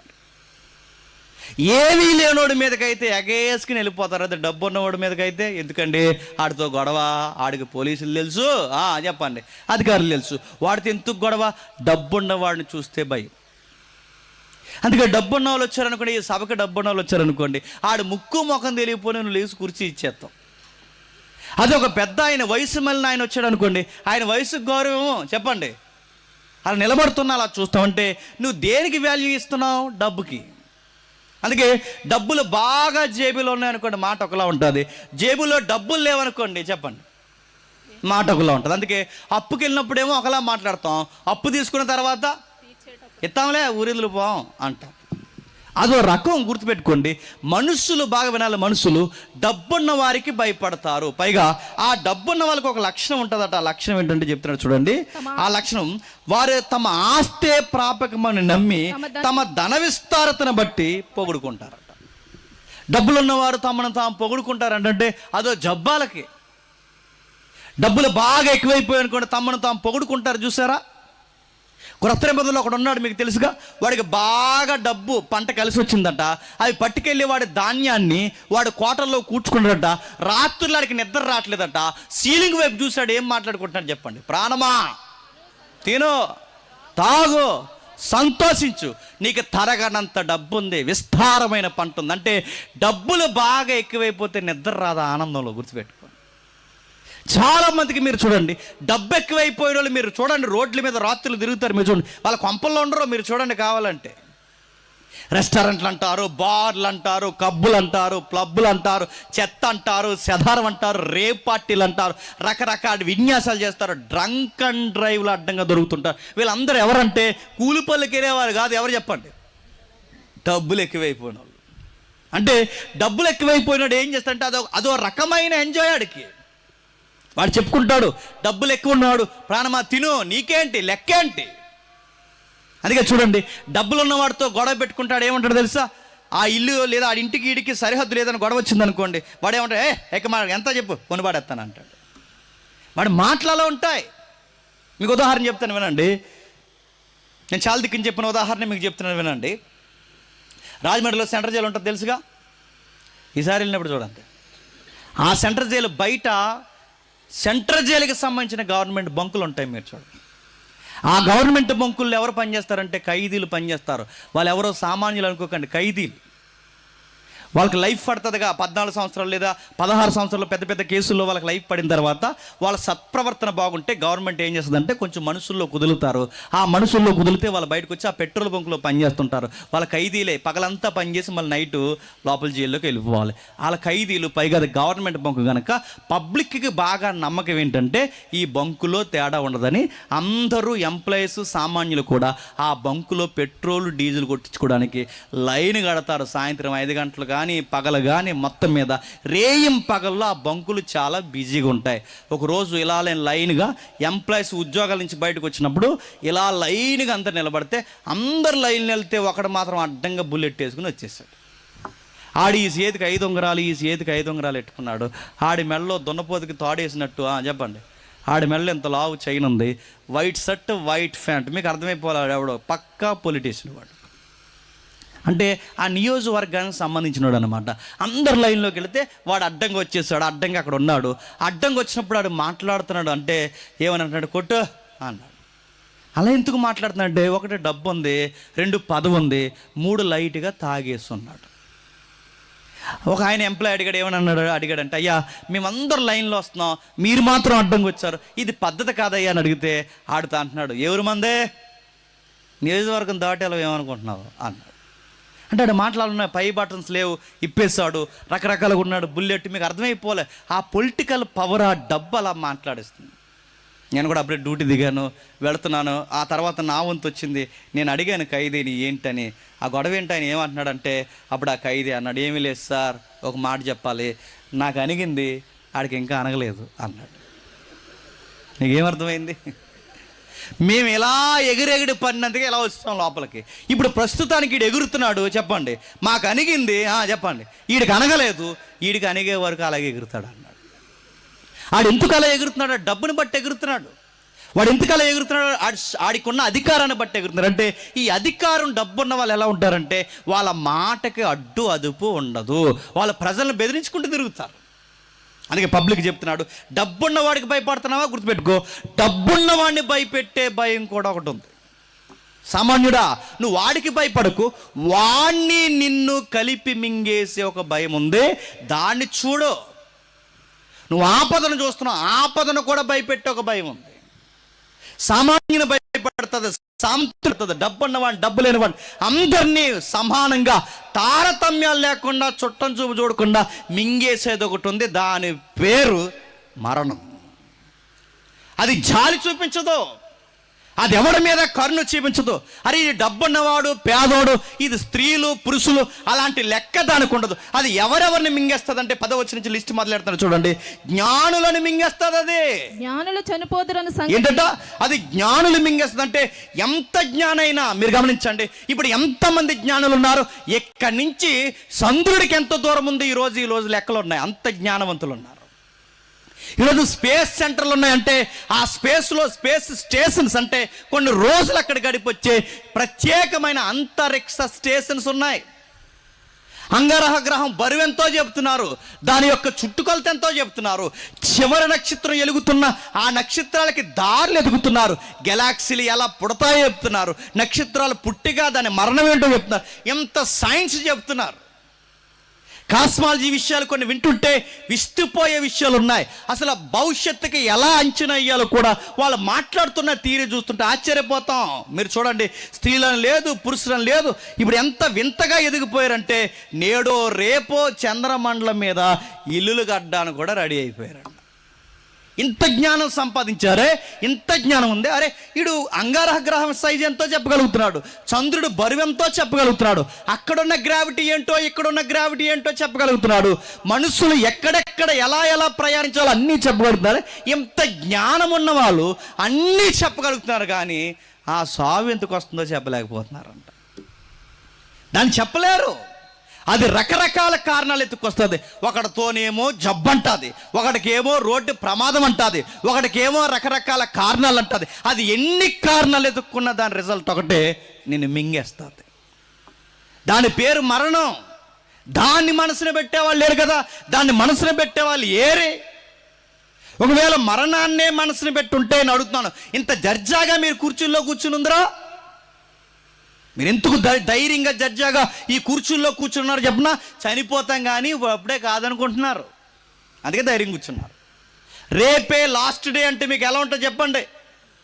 ప్రార్థన లేదు, ఇంకేమీ లేదు. ఇంకా అడుగుతున్నాను, మన ధైర్యం ఏంటి? చనిపోతాం కానీ ఇప్పుడు అప్పుడే కాదు, ఎప్పుడు చనిపోతాం అన్నది కాదు, ఏదో ఒక రోజు పక్కా చనిపోతాం. ఈ చనిపోతామన్న గొడవని బైబిల్ మాట్లాడుతుంది. జ్ఞానులు చనిపోతారు. ఎలాంటి జ్ఞానులు ఉన్నారండి? ఐన్స్టీన్ గురించి తెలుసుకోండి. ఐన్స్టీన్ సిద్ధాంతాలు చదువుతుంటే కొన్ని సిద్ధాంతాలు ఉన్నాయి, టైం ట్రావెల్ అనే సిద్ధాంతం, దాన్ని చదువుతుంటే ఇస్తుపోతాం. వర్తమానంలో ఉన్నవాడు గతంలోకి ఎలా వెళ్ళాలి, గతంలో ఉన్నవాడు భవిష్యత్తుకి ఎలా వెళ్ళాలి, రెండిటి విషయంలో ఎలా ట్రావెల్ చేయాలి, ఇలాంటి మింగుడు పడల విషయాలు అంటే ఆయన చెప్పిన అనేక సూత్రాలు, ఎప్పటికీ కనిపెట్టలేని గొప్ప గొప్ప లోతైన విషయాలు చెప్పగలిగిన ఆయన కూడా ఒకరోజు చచ్చిపోయాడు. న్యూటన్ ఉన్నాడు, మీరు చూడండి, ఆకర్షణ శక్తి కొరకు మాట్లాడాడు. ఆయన అన్ని విషయాలు మాట్లాడంటే ఆయన కనిపెట్టిన తీరిని బట్టి ఈరోజు వాహనాలు నడుస్తున్నాయి, ఆయన కనిపెట్టిన తీరిని బట్టి ఈరోజు విమానాలు ఎగురుతున్నాయి, ఆయన చెప్పిన తీరిని బట్టే ఈరోజు ర్యాకెట్స్ చేసుకుని అంతరిక్షంలోకి వెళతాం. అలాంటి మహానుభావుడు అన్నీ చెప్పాడు, కానీ ఆ సావు కూడా చెప్పలేకపోయాడట. లేదండి డాక్టర్లు చెప్పేస్తారా? డాక్టర్లు కూడా ఏం చెప్పరు, చచ్చిపోతామని చెప్తారు అంతే, కానీ ఎందుకు చచ్చిపోతామని చెప్పలేరు. ఆ చావు ఎందుకు వస్తుంది చెప్పరు. ఎవరైనా మెడికల్ ఫీల్డ్ ఎవరైనా ఉంటే వాళ్ళని అడగండి. మనకి శుక్రకణంగా అంటే ఏకకణంగా ప్రారంభమవుతున్నప్పుడు, తల్లి గర్భంలో ఏకకణంగా ప్రారంభమైనప్పుడు ఈ కణాల విభజన జరుగుతుంది, దాన్ని ఫలదీకరణం అంటారు. ఈ ఫలది అంటే తల్లి అండంతో ఈ తండ్రి కణం ఏదైతే ఉందో ఈ శుక్రకణం ప్రవేశించినప్పుడు ఏకకణ జీవులు బహుకణ జీవులుగా మారడానికి ఒక హెడ్ మాస్టర్లో కణం పనిచేస్తుందంట. అంటే ఆ కణం చెబుతుంటుందట. అంటే వాటి కోడింగ్ భాషలు ఏమని, మీరు గోర్లుగా అవ్వండి, మీరు తలగా అవ్వండి, మీరు కళ్ళుగా అవ్వండి, మీరు ఐబ్రోస్గా అవ్వండి, మీరు ఇలా అవ్వండి, మీరు కాళ్ళుగా అవ్వండి అని అందరి హెడ్ మాస్టర్లాగా నడిపించే ఒక కణం ఉంటుందట. ఆ కణం పేరు మైక్రోకాండ్రియా క్రోమోజోమ్ సి అంటారు. అర్థమైపోయినా నా ఏపు చూడండి అంతే. అది మైక్రోకాండ్రియా క్రోమోజోమ్ సి అంటారు. అది ఏం చేస్తుంది, అది అందరినీ గైడ్ చేస్తుందట. కానీ కొంతకాలమైన తర్వాత ఏంటో సైన్స్కి లేదా మెడికల్ టెంపర్కి అర్థం కానిది ఏంటంటే, ఏ కణం అయితే క్రియాశీలకంగా హెడ్ మాస్టర్లా పనిచేస్తుందో అదే కణం 40 ఏళ్ళు దాటిన తర్వాత మనిషిని మెల్లమెల్లగా చంపడం స్టార్ట్ చేస్తుందట. ఎలా చంపుతుంది, ఏదైతే జుట్టు నిర్మాణానికి కారణమైందో అదే జుట్టుని మెరిసిపోయేలా చంపుతుందట. గుర్తుపెట్టుకోండి. ఏ కణమైతే కళ్ళు తయారవడానికి వెనక పనిచేస్తుందో అదే మందదృష్టి కలిగేలాగా కంటి చూపుని చంపడం స్టార్ట్ చేస్తుంది. అంటే మెల్లమెల్లగా ఒక్కొక్క అవయవాన్ని ఏదైతే క్రియాశీలకంగా పనిచేస్తుందో అదే కణం మళ్ళీ చంపేస్తుంది. అంటే ఇదంతా ఎందుకు జరుగుతుంది ఎవరికీ తెలియదు. ఆ కణాన్ని కంట్రోల్ చేయడానికి చాలా కనిపెడుతున్నారు. అంటే ఈ మరణం రకరకాల కారణాలు ఎత్తుక్కుంటుంది. అయితే ఎన్ని కారణాలు ఎత్తుక్కున్నా అది జ్ఞానులను సైతం ఎత్తుకెళ్ళిపోతుంది. నేను జ్ఞానిని, నువ్వు నన్ను ఏమీ చేయలేవు, నీ సంగతి నేను కనిపెడతానంటే అయినా మింగేస్తుంది అది. జ్ఞానులకు ఆపోజిట్ బ్యాచ్ ఉన్నారట. అక్కడ చెప్తున్నాడు చూడండి, మూర్ఖులను కూడా మింగేస్తుందట. ఎవరు? మూర్ఖులు. జ్ఞానులకు వ్యతిరేకమైన పదం ఏంటి చెప్పండి? మూర్ఖులు. జ్ఞానులకు వ్యతిరేకమైన పదమే మూర్ఖులు. ఈ మూర్ఖులను కూడా మింగుతుందంటే మింగేస్తుంది. మూర్ఖులు అంటే ఎలా ఉంటారు? నల్లగా ఉంటారా? అడుగుతున్నాను. మూర్ఖులు అంటే ఎలా ఉంటారు? మూర్ఖులు అంటే ఒక పద్ధతి ఉండదు. అలాగే అనవసరమైన గొడవల్లోకి దూరి వీడికి సంబంధం లేని గొడవలో కూడా ఏలేడతాడు. ఆడే మూర్ఖుడు. ఈదులో ఎవరైనా మన పల్లెటూరులో ఉంటాయి, వీడికి సంబంధం లేని గొడవ, ఈదులో ఎవరైనా గొడవలు పెట్టుకుంటే ఆ మధ్యలోకి దూరతాడు. వీడు చూసారా? వీడికి సంబంధం ఉండదు, వీడెందుకు దూరుతున్నాడు మధ్యలోకి? మరి వీడి పెద్ద పోటుగాడని మన ఊళ్ళో వాళ్ళందరూ అనుకోవాలి కదా. మరి అందుకే వీడికి సంబంధం లేకుండా లింగి పైకెట్టి అందులోకి వెళ్ళిపోతారు. అందుకే వీడికి సంబంధం లేకుండా లింగి పైకి కట్టుకుని ఆడిని దనేస్తాడు, ఈడిని దనేస్తాడు. నీకు సంబంధం ఏంటరా అంటే, నా సంబంధం రా, నా ఊర్రా, నా ఈదురా అంటాడు. అదో ఎదవాడు, మూర్ఖుడు. అడుగుతున్నాను ఎందుకురంటే అదొక లక్షణం వాడికి. అమ్మాయికిని కొడుతుంటారు, దారింటి పోయి వాళ్ళని కొడుతుంటాడు. పైగా ఆ మూర్ఖుడికి మందేడుస్తారు. ఆయన ఏమన్నామంటే వాళ్ళందరూ వచ్చి మీద పడిపోతారు. అందుకే వాడు ఒక సన్నాసిగాడు, ఆడ వెనకాల సన్నాసిగాలు. ఈ మూర్ఖులు మన పల్లెటూరులో ఎక్కువ ఉంటారు. వీళ్ళకి పద్ధతి ఉండదు, గొడవ ఎందుకో తెలియదు. ప్రతి దానికి గొడవలకు వెళ్ళిపోవడం పెద్ద హీరోయిజం అనుకుంటారు. ఇలాంటి మూర్ఖుడే ఒకడు బాగా ఎగిరెగిరి పడ్డాడు మా సైడు. ఆ బాగా ఎగిరెగిరి పడితే ఒక రోజు ఆడికి మరి బంపర్ ఆఫర్లు వస్తాయిగా బాడీకి. ఆ బంపర్ ఆఫర్లు ఏంటంటే బీపీలు, షుగర్లు, అల్సర్లు, కిడ్నీ ప్రాబ్లం వస్తుందిగా. ఆడికి కిడ్నీ ప్రాబ్లం వచ్చింది, తీసుకెళ్లారు, హాస్పిటల్లో పడేశారు. ఆ కిడ్నీ ప్రాబ్లం వచ్చి హాస్పిటల్లో పడేస్తే ఈ కిడ్నీ ఒకటే పని చేస్తుంది, ఇంకొకటి పని చేయదని డాక్టర్ గారు డిక్లేర్ సర్టిఫికేట్ ఇచ్చేశారు. ఈ మొక్క ఆడికి తెలిసింది, ఈ మొక్క అన్నదమ్ములకు తెలియదు. ఈ హాస్పిటల్లో జాయిన్ చేశారు. తమ్ముళ్ళందరూ హాస్పిటల్ చూడడానికి వచ్చి మాట్లాడుకుంటూ ఆ మాట్లాడుకున్న టైంలో ఆ తమ్ముళ్ళు అంటున్నారు, అరే అన్నయ్య నువ్వు త్వరగా రావాలరా, నువ్వు లేని టైం చూసి చాలామంది రెచ్చిపోతున్నారు, నువ్వు త్వరగా రా, ఆడ సంగతి చూద్దాం. నువ్వు లేని టైంలో చాలా డైలాగులు కొడుతున్నాడు, రారా నువ్వు త్వరగా వస్తే ఆ నోరెత్తిన వాళ్ళందరి సంగతి తేలుద్దామంటే అప్పుడు అన్నయ్య అన్నాడట. అంటే అన్నయ్య లేండ్రా అన్నాడంట. ఒకప్పుడు మాట అంటే పన్నోడు, ఒకప్పుడు ఎగిరెగిరి పన్నోడు, ఇప్పుడు అంటే అన్నయ్య లేండ్రా అని ఎందుకు అంటున్నాడు? బండి బోరుకు వస్తుంది, గుర్తుపెట్టుకోండి. అంటే రేపు పొద్దున వాడు ఏమవుతాడు? మెల్లమెల్లగా కిడ్నీలు పోతాయి, కాళ్ళు పోతాయి, అవయవాలు పోతాయి, అంతర్గత అవయవాలు తినేస్తాయి. చివరికి ఆడు మూర్ఖుడు కూడా ఒకరోజు ఏమవుతాడు చెప్పండి? చచ్చిపోతాడు. ఎంత మూర్ఖుడైనా మరణం ముందు తలదించాలి, ఎంత జ్ఞాని అయినా మరణం ముందు తలదించాలి. అది ఎవరిని విడిచిపెడదు, అందరిని మింగుకుంటూ వెళ్ళిపోతారు. చిన్న పెద్ద దానికి జాలి దయ ఏముండదు. ఎందుకంటే అది పాపం వలన వచ్చిన జీతం. ఇంకా కిందకి చెప్తున్నాడు, ఎవరెవరు చనిపోతారో కిందకి చెప్తున్నాడు చూడండి. తమ ఆస్తిని ఇతరులకు విడిచిపెడతారు, తమ ఇండ్లు నిరంతరం నిలిచినని, తమ నివాసాలు తరతరములు ఉంటాయని వారు అనుకుంటారు, తమ భూములకి పేర్లు పెడతారు. ఘనత వహించిన మనుషుడైనను దాని ముందు నిలవజాలడు, నశించిన మృగం వల్ల వాడు కూడా నాశనం అయిపోతుంది. అడుగుతున్నాను, పేరున్న వాళ్ళందరూ బతుకున్నారా? చచ్చిపోతారు. మీకు ఉదాహరణ చెప్తాను వినండి త్వరగా. మన వాళ్ళు దగ్గరగా వరలకొప్పుకి వెళ్ళి వరలకొప్పు ఓరిపోయారు. ఓడిపోయినప్పుడు మన బిడ్డలు అందరూ ఆనందం మానేశారు చాలామంది. ఎందుకంటే వీళ్ళు ఇంట్లో టీ కప్పు కూడా పనిచేయరు, ఆ వరల కప్పు కోసం చాలా బాధపడరు. ఓకే, దేశ గౌరవం కోసం ఆలోచించాను, కానీ చదువుకోవాలిగా, మ్యాచ్ల పేరు మీద చదువు మానేయకూడదుగా. మొత్తం మీద వీళ్ళు ఏం చేశారంటే ఆయన ఓడిపోయినప్పుడు మరి వీళ్ళు పెద్ద రివ్యూలు ఇస్తారు. ఎందుకంటే క్రికెట్లో సీనియర్ రిటైర్ అయిపోయారు కదా, మరి వీళ్ళందరూ ఈదులో కూర్చొని రివ్యూలు ఇస్తున్నారు. ఏమనంటే అసలు మన మ్యాచ్ ఓడిపోకూడదురా, మన మ్యాచ్ గెలుద్దాం, మన బ్యాచ్ ఎందుకు ఓడిపోయారంటే ధోని ఉంటే బాగుండ్రా అన్నారంట, యువరాజు ఉంటే బాగుండ్రా అన్నారట, సచిన్ ఉంటే బాగుండు, లేదా ఇంకా ఎవరైతే ఉన్నారో సెహ్వాగ్ ఉంటే బాగుండ్రా, ఇలా పేర్లు మాట్లాడుకుని ఈ లయాంలో కనుక ఈ మ్యాచ్ జరుగుంటే ఖచ్చితంగా గెలుద్దురని మాట్లాడుకుని. నేను ప్రశ్న అడుగుతున్నాను, ధోని ఎందుకు లేడు తెలియదు మనకి, యువరాజ్ ఎందుకు లేడు తెలియదు మనకి. నేను చెప్పనా ఎందుకు లేరు చెప్పనా, ధోనికి వయసు అయిపోయింది. యువరాజ్ ఎందుకు లేడు, వయసు అయిపోయింది. అంటే నేను అడుగుతున్నాను, ఇంత పెద్ద పేరు గడించిన వాళ్ళకు కూడా రిటైర్మెంట్ రోజులు వస్తాయంటే వస్తాయి. మనం చూస్తుండగానే ధోని రిటైర్ అయిపోయాడు, మనం చూస్తుండగానే ఆ క్రికెట్ దేవుడు సచిన్ రిటైర్ అయిపోయాడు. మీరు చూడండి, ఎంత పెద్దోళ్ళు కూడా, ఎంత పేరు ప్రఖ్యాతులు గడించిన వారైనా ఒకరోజు మూలకు రావాల్సిందే. సింగర్స్ వాళ్ళ పాడుతుంటే, కొంతమంది గాయకుల పేర్లు నేను చెప్పను, కానీ వాళ్ళ పాడుతుంటే నేను అడుగుతున్నాను, అన్ని విషయాలు మర్చిపోయి తన్మయత్నం చెందేవాళ్ళం. అలాంటి గాయకులను కూడా ఈ సావు మింగేసిందా లేదు చెప్పండి. కరోనాలో ఎంతమందిని ఎత్తుకెళ్ళిపోయింది, అది ఎంతమందిని తీసుకెళ్ళిపోయింది, గాయకులను తీసుకెళ్ళిపోయింది, యాక్టర్లను తీసుకెళ్ళిపోయింది, నాయకులను తీసుకెళ్ళిపోయింది. ఒక ఎమ్మెల్యేని బాగా వినండి, ఒక ఎమ్మెల్యేకి కరోనా వచ్చింది.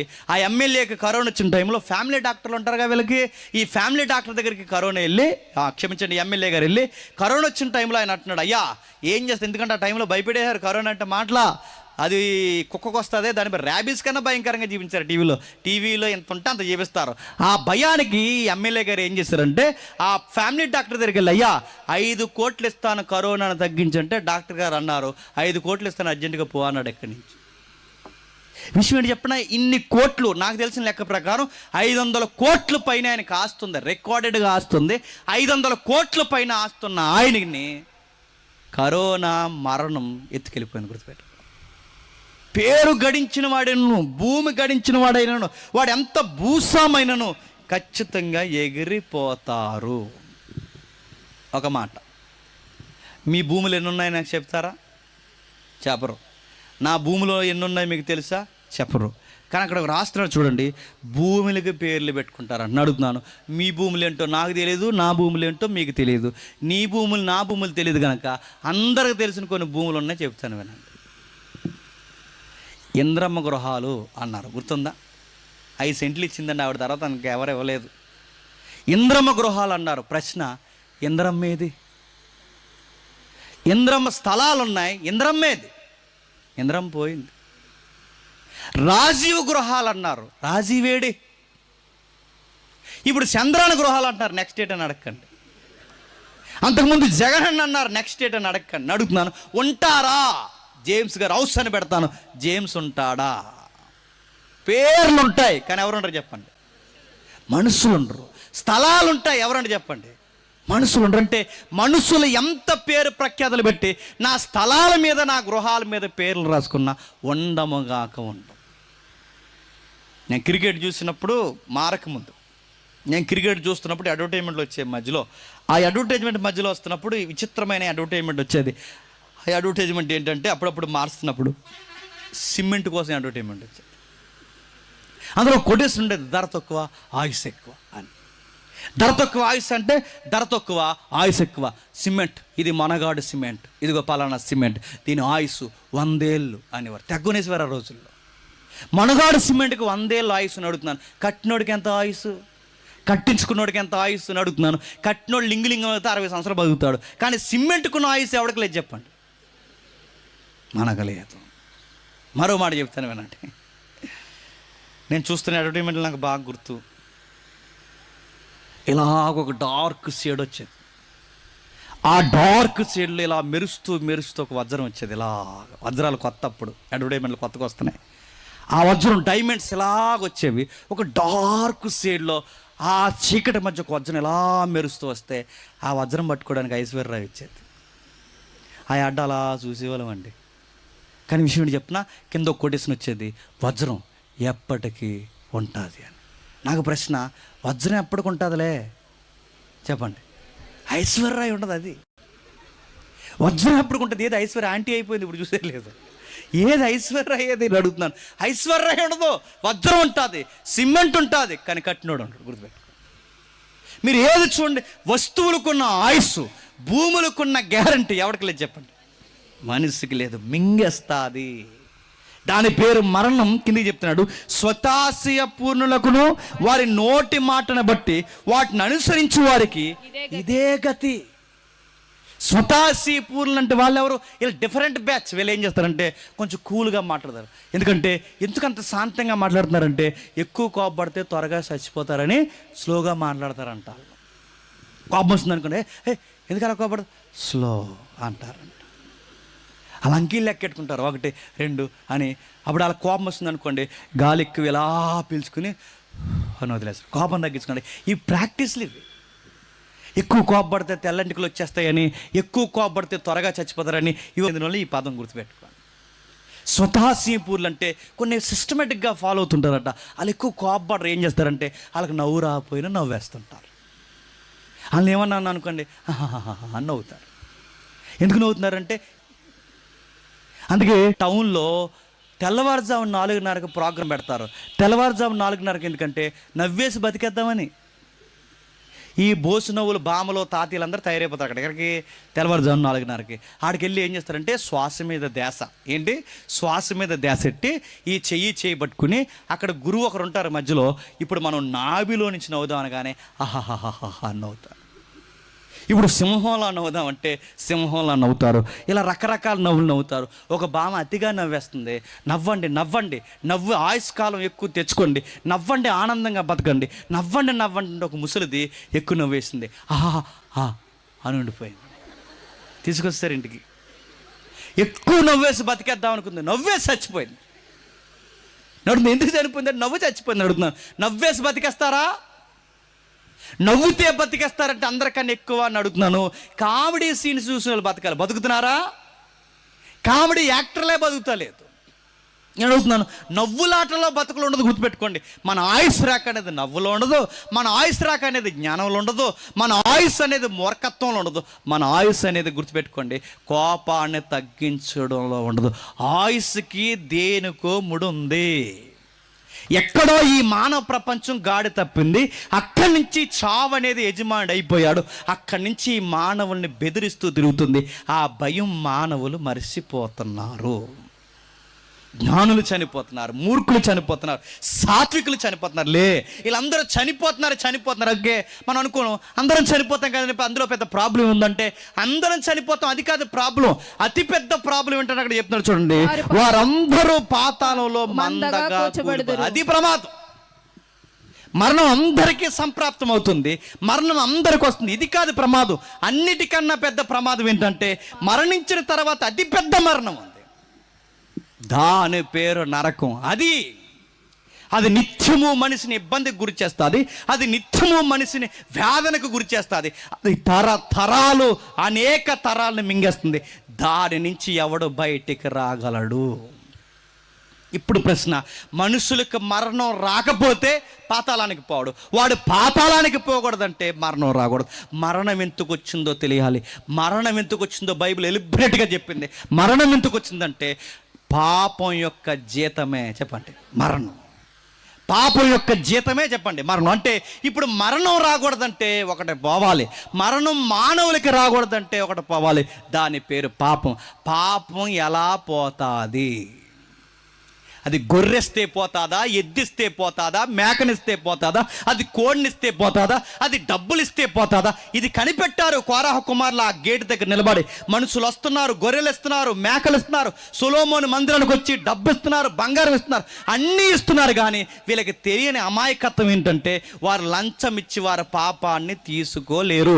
ఎవరికైతే వారు గొర్రెని మేకనిచ్చి యాజకుడి దగ్గరికి పంపిస్తున్నారో ఆ యాజకుడికి కూడా ఏముంది? పాపం ఉంది. ఆ యాజకుడు కూడా ఏడాదికి ఒకసారి ఏం చేస్తున్నాడు? తన కొరకు గొర్రె పిల్లని బలేసుకుంటున్నాడు. అంటే యాజకుడికే పాపం ఉంటే ఇతరుల పాపాలను ఎలా తీయగలడు? అందరికీ పాపం ఉంటే అందరికీ ఏం సంప్రాప్తమైందో తెలుసా? మరణము సంప్రాప్తమైంది. ఇది ఎలా వచ్చింది? ఆదామవ్వలు రెబ్బను కటింగ్ చేస్తే వచ్చింది. ఆదామవ్వలు రెబ్బని కటింగ్ చేస్తే మనకెందుకు వచ్చింది? వాళ్ళకు పుట్టాం గనక అదే స్వభావాన్ని మనం కొనసాగిస్తున్నాం గనక మనకి కూడా సంప్రాప్తమయ్యింది. అదేంటి వాళ్ళ స్వభావం నాకు వస్తుందంటే వస్తుంది. మీ తాతకి బట్టబొర ఉంటే నీకు రావట్లేదా? మీ తాతకి షుగర్ ఉంటే నీకు రావట్లేదా? మీ తాతకి బీపీలు ఉంటే నీకు రావట్లేదా? మీ వారసత్వం వచ్చే కొన్ని వ్యాధులు మీకు రావట్లేదే? వ్యాధులే కొన్ని వారసత్వం వస్తున్నప్పుడు నేచర్ ఎందుకు రాదు? స్వభావం ఎందుకు రాదు? ఆదాము స్వభావం ఇప్పటికీ మానవులు ఉందంటే ఉంది. నిన్నో మొన్నో 10th క్లాస్ ఫెయిల్ అయిపోయిన ఒకరిని అడిగితే ఆడు ఎందుకు ఫెయిల్ అయిపోయారంటే సరిగ్గా చదవకు ఫెయిల్ అయిపోయానని చెప్పాలిగా. ఆడు అది చెప్పట్లేదు. ఆడు ఏం చెప్తున్నాడు తెలుసా? నేనే కాదు ఆడే ఫెయిల్ అయిపోయాడు అన్నాడు. ఎక్కడదా ఆ స్వభావం? ఎక్కడని అడుగుతున్నాను. చిన్న పిల్లల్ని అడగండి, చిన్న పిల్లలు కూడా వాళ్ళు బొంకుతారు. మీరు చూడండి, నేచర్ ఉందంటే ఉంది, స్వభావం ఉందంటే ఉందంటే బొంకుతారు, అబద్ధాలు ఆడతారు. గొడవ అయితే ఎప్పుడైనా గుర్తుపెట్టుకోండి, ఒక గొడవ అయితే ఎప్పుడైనా నా తప్పు ఉందని ఎప్పుడైనా ఎవరైనా ఒప్పుకోవడం చూసారా? ఆదాములాగే నాదే తప్పు లేదు, అంతా ఆవిడదే తప్పు అన్నట్టు ఎప్పుడు ఎదుటోడిదే తప్పు తప్ప చెప్పండి. మన తప్పులు ఏంటంటే మన ఇదే స్వభావం గుర్తుపెట్టుకోండి. ఆదాములాగే వ్యవహరిస్తాం, ఆదాములాగే మాట్లాడతాం, ఆదాములాగే జరిగిస్తాం. మీరు గమనించండి, ఆదాముని దేవుడు ఏదైతే చెయ్యొద్దన్నాడో అది ఖచ్చితంగా చేశాడు. ఈరోజు దేవుడు ఏదైతే చెయ్యొద్దంటాడో చెప్పండి అదే చేస్తాం. మనం వద్దంటే చేస్తాం. ఇంకా ఉదాహరణ చెప్తాను వినండి. ఈ లక్షణాలు ఎలా ఉంటాయంటే మానవ స్వభావం ఎలా ఉంటుందో మీరు చూడండి. డాక్టర్ దగ్గర ఒకడు వెళ్ళాడట. ఆ డాక్టర్ దగ్గర ఒకడు వెళ్తే వాడికి షుగర్ వచ్చిందట. డాక్టర్ చెప్పాడు, ఎక్కువ షుగర్ వచ్చింది, నీవు ఇదిగో ఈ లడ్డూలు అవి తినకపోతావంటే అప్పటి వరకు లడ్డూలు తినడం అలవాటు లేని వీడు డాక్టర్ గారు చెప్పిన దగ్గర నుంచి తినేయాలనిపించిందంట. నేచర్ అది మళ్ళీ చెప్తున్నాను. మనకి ఏదైతే చేయకూడదని కూడా ఖచ్చితంగా చేస్తాం. ఆ చేసిన దాని పేరే పాపం. ఆ పాపానికి వచ్చే జీతం చెప్పండి మరణం. ఈ మరణం పోవాలంటే పాపాన్ని ఆపాలి. ఎవరు ఆపుతారు? నీ మరణం నీ మీదకి రాకుండా నీ భార్య అవుతుందా? నీ భార్యకి మరణం రాకుండా భర్త ఆపుతాడా? పిల్లల మీదకి రాకుండా తల్లిదండ్రులు ఆపుతారా? తల్లిదండ్రుల మీదకి రాకుండా పిల్లలు అవుతారా?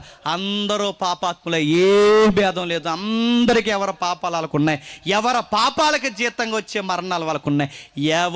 ఎవరి పాపాలు తీయలేరు. అందుకే 7వ వచనంలో రాస్తున్నాడు చూడండి. ఆ 49 ఏళ్ళు త్వరగా ఎవడును ఏ విధము చేతనైనను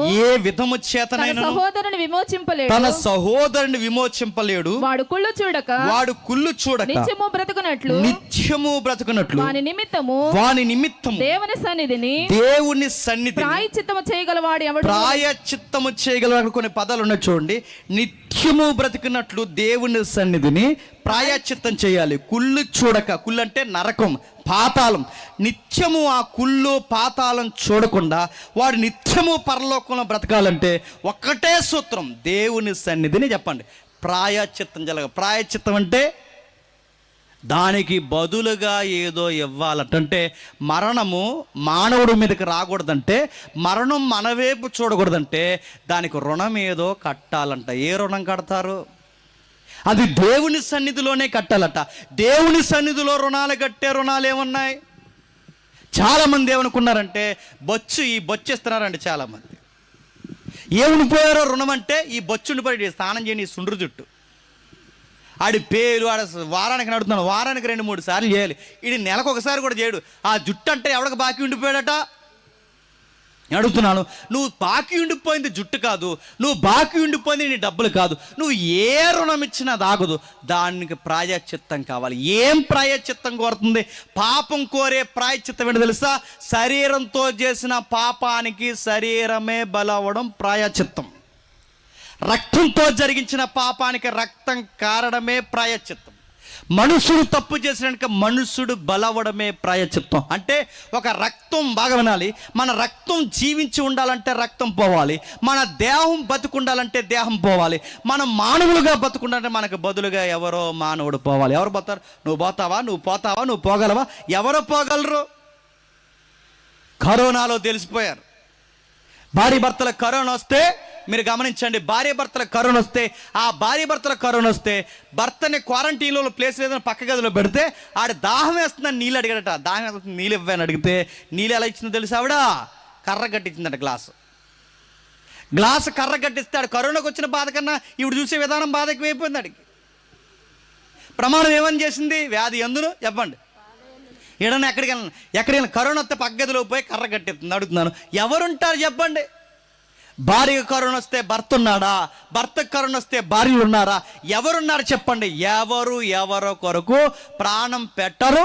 పెట్టిన ప్రాణము ప్రాయశ్చిత్తం చేయలేదు. ఎందుకంటే అది కూడా అపవిత్రమైన త్యాగం అవుతుంది. మరి ఎలా ప్రభువా, దీన్ని ఎలా జరిగించాలి ప్రభు అని కోరాహు కుమారులు అక్కడ డ్యూటీలు చేస్తూ వాళ్ళ ఆకాశం వైపు చేతులు పైకెత్తేసి భక్తులు, పూర్వకాలం భక్తులు వీళ్ళందరూ కలిసి, దేవా ఇట్టి మరణం నుండి మమ్మల్ని ఎవడు విడిపిస్తాడు? ఎవడు లేడు. ఆ దైవజనుడికి పాపాలు ఉన్నాయి, ఈ నాయకులకి పాపాలు ఉన్నాయి, ఈ పెద్దలకి పాపాలు ఉన్నాయి. మమ్మల్ని ఎవడు విడిపిస్తాడు? ఎవడు ఏ విధము చేతను మమ్మల్ని విడిపించేవాడు ఒక్కడ మనకు కనబట్టలేదు. ఎవరు విడిపిస్తారని క్రీస్తు పూర్వం నుంచి అరిస్తే ఆ అరుపులకి జవాబుగా భూమి మీదకి వచ్చిన వ్యక్తి పేరే నజరేయుడైన యేసుడు. వచ్చినవాడు ఆయన గురించి ఇచ్చిన స్టేట్మెంట్ ఏంటో తెలుసా? ఒక్కసారి చూడండి, మత్తయి సువార్త 1:21. మత్తయి సువార్త 1:21 ముగించుకుందాం. మత్తయి సువార్త 1:21. ఆమె యొక్క కుమారుని కనెను, తన ప్రజలను వారి పాపముల నుండి ఆయనే రక్షించును గనుక ఆయనకు యేసు అను పేరు పెట్టు. ఆయన ఏం చేస్తారంటే తన ప్రజలను వారి పాపముల నుండి విడిపించిన కనుక. అంటే యేసు ప్రభు వారి భూమి మీదకి వచ్చింది దేనికి చెప్పండి? ప్రధానమైన ప్రాజెక్ట్ ఒకటి ఉంది, మానవుల్ని పాపాల నుండి విడిపించాలి. ఎందుకంటే పాపం నుండి మానవుడిని విడిపించకపోతే పాపం వలన వచ్చిన జీతం చెప్పండి మరణం వలన వచ్చిన జీతం పాతాళం. ఈ ఒకదానికొకటి లింక్ తెగిపోవాలి అంటే పాతాళానికి పోకూడదంటే మరణం రాకూడదంటే వాడికి పాపం ఉండకూడదు. ఇదంతా జరగకూడదంటే మూలమైన పాపం ముళ్ళు ఇరిసేయాలి. ఆ పాపపు ముళ్ళు నెరవాలి అంటే మనుష్యుడు బలైపోవాలి. నేను శరీరంతో ఉండాలంటే నా కోసం ఒక శరీరం బలవ్వాలి. నేను రక్తంతో ఉండాలంటే ఒక రక్తం బలైపోవాలి. నేను మనిషిగా ప్రజెన్స్ ఉనికి కలిగి ఉండాలంటే నా కొరకు మరొక మనుష్యుడు బలైపోవాలి. ఎవరు? ఆయన పేరే నజరేయుడైన యేసు. ఇప్పుడు చెప్పండి, పాపానికి క్రయధనముగా బలైపోయాడు. అక్కడే కనబడుతుంది చూడండి. మార్కు సువార్త 11:45 చూడండి. మార్కు సువార్త 11:45. మార్కు సువార్త 11:45. 45 లేదండి, 10:45 చూడండి. మనుష్య కుమారుడు పరిచారము చేయించుకొనుటకు రాలేదు గాని పరిచారము చేయుటకును అనేకులకు ప్రతిగా విమోచన క్రయధనముగా తన ప్రాణము ఇచ్చుటకును వచ్చిన. ఏం చెప్తున్నాడండి? ఏం మాట్లాడుతున్నాడు చెప్పండి? మనుష్య కుమారుడు ఆయన పరిచర్య చేయించుకోవడానికి రాలేదు, సేవలు చేయించుకోవడానికి రాలేదట. ఆయన ఎందుకు వచ్చాడు? అనేకులకు విమోచన క్రయధనం అంటే అనేకులకు విమోచన క్రయధనం అంటే చట్ట పరిభాషలో ఏమంటారు తెలుసా? రుణము చెల్లించడం అంటారు. ఏదన్నా తప్పు చేస్తే చట్టం నిన్ను వదలాలంటే 2 రాయితీలు ఇస్తుంది. ఆ 2 రాయితీలు ఏంటో తెలుసు? ఒకటి, నీకు బదులుగా ఎవరైనా షూరిటీ సంతకాలు పెట్టాలి, లేదా నీకు బదులుగా అమౌంట్ అంటే డబ్బులైనా పెట్టాలి. ఈ రెండింటిని ఏదో ఒకటి షూరిటీ చూపిస్తే కానీ ఈ కోర్టులే నిన్ను వదలట్లేదే. అలాంటిది ఈ కోర్టుల కన్నా ఉన్నతమైనది ఎవరిది చెప్పండి? దేవుని న్యాయస్థానం. ఆయన న్యాయస్థానంలో దేవుడిని నేను విడిచిపెట్టాలి అంటే పాపం వలన వచ్చిన జీతం నీ మీదకి రాకుండా ఉండాలంటే దేవుడు చెప్పింది ఒకటే, దానికి రుణం కట్టాలి. దానికి రుణం కట్టకపోతే అది మింగేస్తుంది. దేవుడు అడుగుతాడంటే ఖచ్చితంగా అడుగుతాడు. అదేంటంటే లౌకికమైన చట్టాలే తప్పులు చేస్తే విడిచిపెట్టకుండా 14 సంవత్సరాలు 10 సంవత్సరాలు లేదా డబ్బు ఇలాంటి శిక్షణ విధించి వాళ్ళ క్రయధనం కట్టమంటుంటే దేవుని చట్టం ఇంకా ఉన్నతమైనది. ఉదాహరణ, సల్మాన్ ఖాన్ తెలుసుగా? ఎందుకు తెలియదు? సొలొమోన్ తెలియదు. కానీ మనకి సల్మాన్ ఖాన్ మీద కేసు ఇప్పటికీ సుప్రీంకోర్టులో నడుస్తుంది. జిల్లా కోర్టు నుంచి హైకోర్టుకి వెళ్ళింది, హైకోర్టు నుంచి సుప్రీంకోర్టుకి వెళ్ళింది. ఏం కేసు అయ్యి అంటే జింకలను కొట్టాడు బాబు.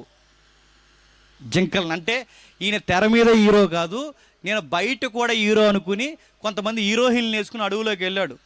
ఆ హీరోయిన్లో ఒక పేరు, ఆవిడ పేరు బింది, సోనాల బింది. వీళ్ళందరూ ఉన్నారు ఆ సార్ సీట్లో. వీళ్ళందరూ వెళితే అక్కడికి వెళ్ళిన తర్వాత హీరోయిన్లు చూసుకుని ఆ ఉరుములైలు ఎవరో ఉన్నారండి ఆ రోజుల్లో.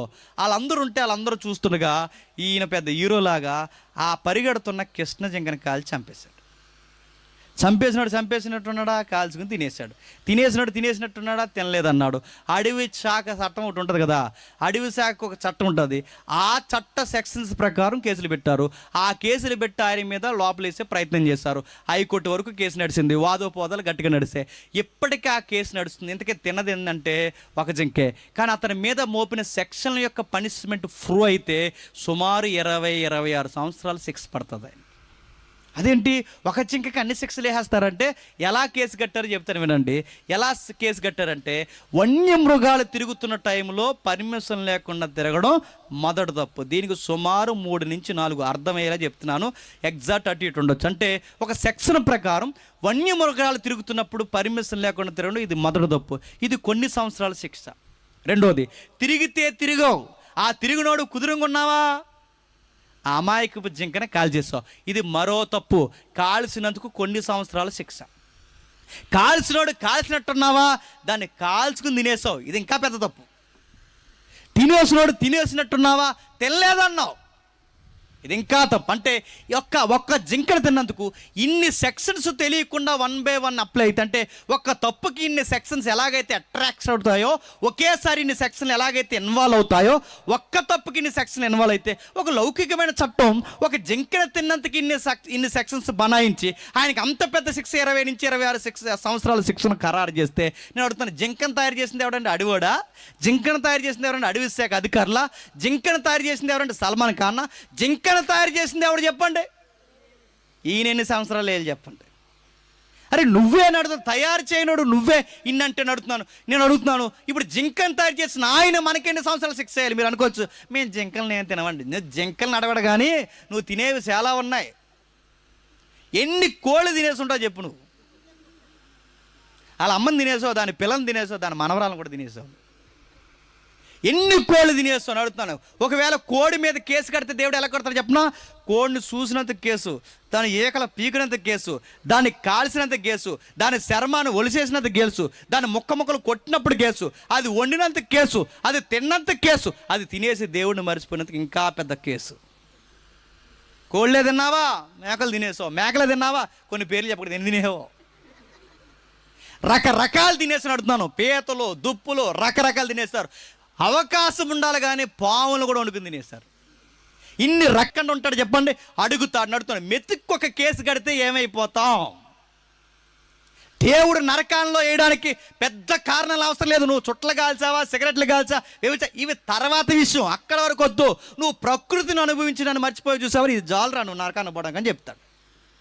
నేను అడుగుతున్నాను, కరోనా టైంలో గాలి అమ్మారు తెలుసా? గ్యాస్ సిలిండర్ గాలి అమ్మారు.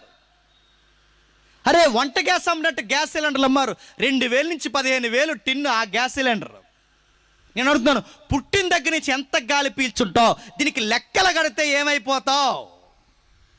ఆ గాలిని మళ్ళీ ఎంత కలుషితం చేసావు? ముక్కులోని చూదో, నోట్లోని చూదో, ఎంత కలుషితం చేసావు? ఈ గాలికి లెక్క కడితే ఏమైపోతావు?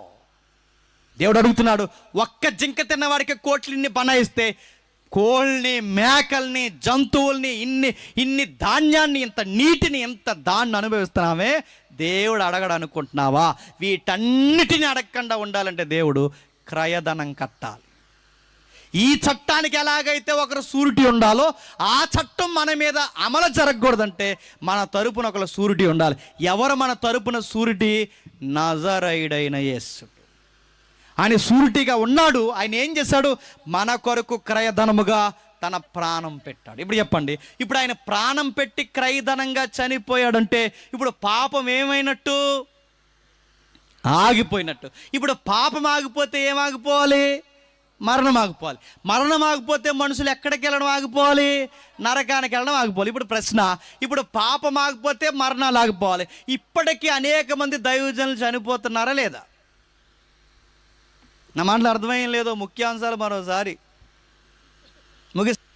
పాపానికి వచ్చిన జీతం మరణమైతే ఇప్పుడు మరణం రాకూడదంటే ఏమాగిపోవాలి? పాపం ఆగిపోవాలి. ఇప్పుడు ఆయన మొదటి శతాబ్దంలో వచ్చినప్పుడు పాపాన్ని తీసేసాడుగా, ఇప్పుడు ఆయన పాపాన్ని తీసినప్పుడు మరణం ఆగిపోవాలిగా. మరి మరణాలు ఎందుకు ఆగట్లేదు? అక్కడే చిన్న మెలుతుంది. అంటే మొదటి రాకల్లో వచ్చినప్పుడు పాపం తీసేశాడు, రెండవ రాకల్లో వచ్చే సమయం అప్పుడు చెప్పండి మరణాన్ని తీసేస్తాడు. ఈ మధ్యలో మరణిస్తారు. అందుకే ఈ మధ్యలో క్రీస్తునందు మరణించిన వారిని మరణించారు అనరు. చెప్పండి, రెస్ట్, నిద్రలోకి వెళ్ళారు. నిద్రలోకి ఒకడు వెళ్ళాడంటే ఒక రోజు లెగిస్తాడనే కదండి. అందుకే నిద్రలో ఒకడు వెళితే ఒకడు లెగిస్తాడని. ఆ ఇంట్లో ఎవడైనా పడుకుంటే వెళ్ళి లేపితే లెగిస్తాడు. అలాంటిది వీడు పెట్టులో పడుకున్నాడంటే మీరు లేపకండి, మీరు లెగరు, ఒక ఆయన వచ్చి లేపుతాడు. ఆయన పేరు ప్రభు అయిన యేసుక్రీస్తు. అంటే ఆయన లేపుతాడు. ఎలా లేపుతాడు? బైబిల్లో నమ్మలేని స్టేట్మెంట్స్ ఉన్నాయి, బలంగా నమ్మే స్టేట్మెంట్స్. ఏమన్నాడు తెలుసా? ఇదిగో తమ వరుసల్లో మనుషులు మళ్ళీ తిరిగి లేస్తారు. మొదటి రాకల్లో వచ్చినప్పుడు మరణాన్ని తీసేశాను, రెండవ రాకల్లో వచ్చినప్పుడు చెప్పండి, క్షమించండి, మొదటి రాకల్లో వచ్చినప్పుడు పాపాన్ని తీసేశాను, రెండవ రాకల్లో వచ్చినప్పుడు చెప్పండి మరణాన్ని తీసేస్తాను. తీసేస్తామనడానికి ఆధారం ఏంటయ్యా? తీసేస్తామనడానికి రుజువు ఏంటయ్యా? తీసేస్తామనడానికి మాకేమైనా సాక్ష్యం ఉందయ్యా అంటే దేవుడు అన్నాడు, నేనే సాక్ష్యం. ఎలా సాక్ష్యం? ఆయన మరణించాడు, తిరిగి లేచాడు, అనేకులకు అగపడ్డాడు, ఆయన అనేకుల చేత చంపబడ్డాడు, ఆయన 3 రోజులు సమాధులు ఉన్నాడు, మళ్ళీ తిరిగి లేచాడు. అంటే మాకు ప్రూఫ్ ఏంటని అడిగితే ఆయన అంటున్నాడు, నేనే మీరు తిరిగి లేస్తారనడానికి ఆధారం, నేనే మీరు తిరిగి లేస్తారనడానికి ఆధారం అడుగుతున్నాను. ఇంత బలమైన మాటలు, ఇంత నమ్మకంగా తిరిగి లేచిన వాడు మాటలు నమ్మరు. కానీ ఈ మధ్యకాలంలో పేపర్లో వార్తలు పడుతున్నాయి, మాత్రం బాగా నమ్ముతున్నారు. ఇది మాత్రం చివరి ఎగ్జాంపుల్ ముగిస్తారు. ఈ మాటలు నమ్మరు, పేపర్లో పడినవి నమ్ముతారు. ఏమి నమ్ముతున్నారు? ఈ మధ్యకాలంలో ఏమన్నారంటే మనుషుల్ని మళ్ళీ బతికించేస్తారంట. ఒక కొత్త ప్రాజెక్ట్ వచ్చిందంటే మందు కనిపెడుతున్నారంట ప్రస్తుతానికి. ఆ మందు కనిపెట్టిన తర్వాత ఆ మందు శవానికి ఎక్కిస్తేనట శవం మళ్ళీ లేచిపోయి కూర్చుంటుందంట. ఈ చెప్తున్నది ఎవరు? సైంటిస్టులు. ఈ ప్రాజెక్ట్ ఎక్కడ ఉంటుంది? హ్యూమన్ జీనో ప్రాజెక్ట్ అంటారు, జెనీవాలో ఉంటుంది. అక్కడ ఉంది ఈ ప్రాజెక్ట్. ఆ ప్రాజెక్ట్ వాళ్ళు ఏం చేస్తారంటే కొత్త ప్రకటన చేస్తారు. ఏమనంటే మేము 2060లోనో 2070లోనో 2050లోనో మొత్తం మీద మందు కనిపెడతాం. ఆ మందు కనిపెట్టినప్పుడు ఆ మందు శవానికి ఎక్కిస్తే శవం మళ్ళీ లేచిపోద్దట. ఇప్పుడు మనకు డౌట్ వస్తుంది, మనం 2060 వరకు బతుకుంటామా? ఆల్రెడీ బోరుకు వచ్చినాయి, బతుకుంటామా? బతుకుంటాం. మరి అప్పటి వరకు ఎప్పుడో మందు కనిపెడతారు, అప్పుడు మనకు బతకాలని ఉంటుంది. ఎప్పుడో బతికే మనం బాగానండి, ఎప్పుడో బతికే మనం ఎప్పుడో మందు కనిపెడతారు, అప్పటి వరకు మనం బతుకుండం. మరి అప్పటి వరకు మేము బతుకుండం, చచ్చిపోతాం. మా పరిస్థితి ఏంటంటే మీలాంటి వారి కొరకే మా దగ్గర ఒక పాలసీ ఉందన్నారు. పాలసీ ఏంటా పాలసీ అంటే, ముందుగా మీరు కొన్ని కోట్లో లక్షలో కట్టి మా టీంలో మీరు జాయిన్ అయితే మీరు చనిపోయిన తర్వాత మెయిల్ లేదా ఒక మెసేజ్ పెడితే ఆ మెసేజ్ మా టీం మెంబర్ రిసీవ్ చేసుకుని అక్కడి నుంచి ఎక్కడి నుంచి జెనీవా నుండి ఒక టీం అంతా మన ఊరు వస్తుందట. ఈ ఊరు వచ్చి మన శవాన్ని ఒక బాక్స్లో పెట్టి బాక్స్ పట్టుకెళ్ళి డీప్ ఫ్రిడ్జ్లో పెడతారంట. ఎప్పటి వరకు? 2060 వరకు. ఆ డీప్ ఫ్రిడ్జ్లో పెడతారు. అప్పటి వరకు ఆ డీప్ ఫ్రిడ్జ్లో ఉండవంట. అప్పుడు మందు కనిపెట్టినప్పుడంట ఆ మందు మన శవానికి ఎక్కిస్తే వెంటనే బతికేస్తాంట. ఇది నమ్మడానికి ఏమైనా ఆధారం ఉందా? సరే, తలో తోకో తాకటెట్టి పుస్తులైనా తాకటెట్టి జాయిన్ అయిపోతాం. ఏదోలా జాయిన్ అయిన తర్వాత మనం చచ్చిపోయాక మనం పట్టుకెళ్ళి మనం డీప్ ఫ్రిడ్జ్లో పెడతారు బాక్స్లో పెట్టి. ఇప్పుడు నన్ను బతికేస్తానన్న సైంటిస్ట్ గారు కూడా చచ్చిపోతాడు ఒకరోజు, ఆడిని కూడా డీప్ ఫ్రిడ్జ్లో పెడతారు. ఆడి బాక్స్ అక్కడ ఉంటుంది, నా బాక్స్ అక్కడ ఉంటుంది. ఇప్పుడు నన్ను 2060 అయిపోయింది, 2070 అయిపోయింది, 2080 అయిపోయింది. ఆ లెగడో నన్ను లేపడు. ఇప్పుడు ఆ లెగడో నన్ను లేపడు. ఇప్పుడు నేను వెళ్ళి ఎవరిని అడగను? నేను ఆడి దగ్గరికి వెళ్దామంటే నా బాక్స్ కదలదు, ఆడి నా దగ్గర రావాలంటే నా బాక్స్ కదలదు, ఆడి బాక్స్ కదలదు. ఇప్పుడు పోయి ఎవరిని అడగను? దానికి ఆధారం ఏమన్నా ఉందంటే లేదు, కేవలం థియరీ ఉంది. దానికి ఎవిడెన్స్ ఉందంటే ఎవిడెన్స్ ఏమీ లేదు, కేవలం థియరీ మాత్రం ఉంది. ప్రాక్టికల్గా ఒక్కటి కూడా ప్రూవ్ అవ్వలేదు. కానీ హ్యూమన్ జీనో ప్రాజెక్ట్ నమ్ముతున్న వాళ్ళు ఎవరన్నా తెలుసా?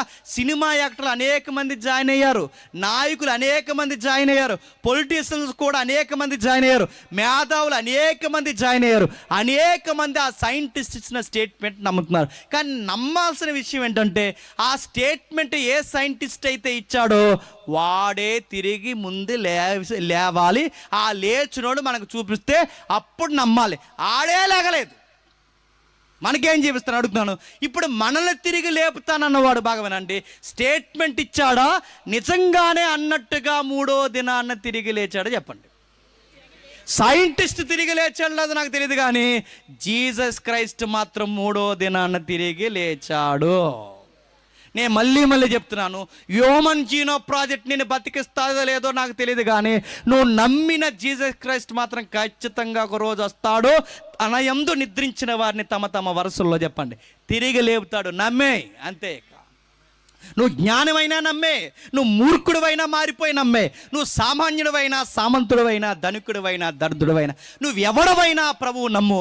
ఆయన యందు నమ్మకం ఉంచు. ఆయన పాపాలు మొదటి రాకళ్ళు వచ్చి తీసేస్తాడు, అది నమ్ము. ఆయన 2వ రాకళ్ళు వచ్చి నీ మీద ఏలుబాటు చేసిన చెప్పండి మరణాన్ని తీసేస్తాడు. ఆ రోజు నిన్న ఒక పాట పాడమంటాడు. ఆ పాట ఏంటో తెలుసా? ఓ మరణమా నీ విజయం ఎక్కడెక్కడ ఉందో ఒకసారి చూడండి. 1 కొరింథీ పత్రిక 15వ అధ్యాయం, 1 కొరింథీ పత్రిక 15వ అధ్యాయం 1 కొరింథీ పత్రిక 55వ వచనం, 15వ అధ్యాయం 55వ వచనం. ఓ మరణమా నీ విజయం ఎక్కడా? ఓ మరణమా నీ ముల్లెక్కడా? మరణపు ముళ్ళు పాపము, పాపానుకున్న బలము ధర్మశాస్త్రమే, అయినను మన ప్రభు అయిన యేసుక్రీస్తు మూలముగా మనకి జయం అనుగ్రహించిన. అక్కడ ఒక మాట చూడండి, జయం అంటే దాన్ని ఏమంటే చెప్పినా, జయం అన్న దానికి మూలపదం ఎలా ఉంది? విక్టరీ అన్నాడు. మనం ఆల్రెడీ మనం గెలిచేసామంట. దేని మీద? చావు మీద గెలిచామంటే ఆయన గెలిస్తే నేను గెలిచినట్టే, ఆయన జయిస్తే నేను జయించినట్టే. ఆయన మరణాన్ని జయించాడు, ఆయన యందు విశ్వాసించిన నేను కూడా చెప్పండి మరణాన్ని జయించబోతున్నాను అంటే. ఒకరోజు ఒక వింతైన పాట పాడతాం. ఆ పాట ఏంటంటే, మరణమా ఇక నువ్వు మమ్మల్ని ఏమీ చేయలేవు. జ్ఞానులను బెదిరించావు, సామాన్యులను బెదిరించావు, మూర్ఖులను బెదిరించావు, పసివారిని బెదిరించావు, అనేకులను బెదిరించావు. ఈరోజు ఇంకా మమ్మల్ని ఏమీ చేయలేవు.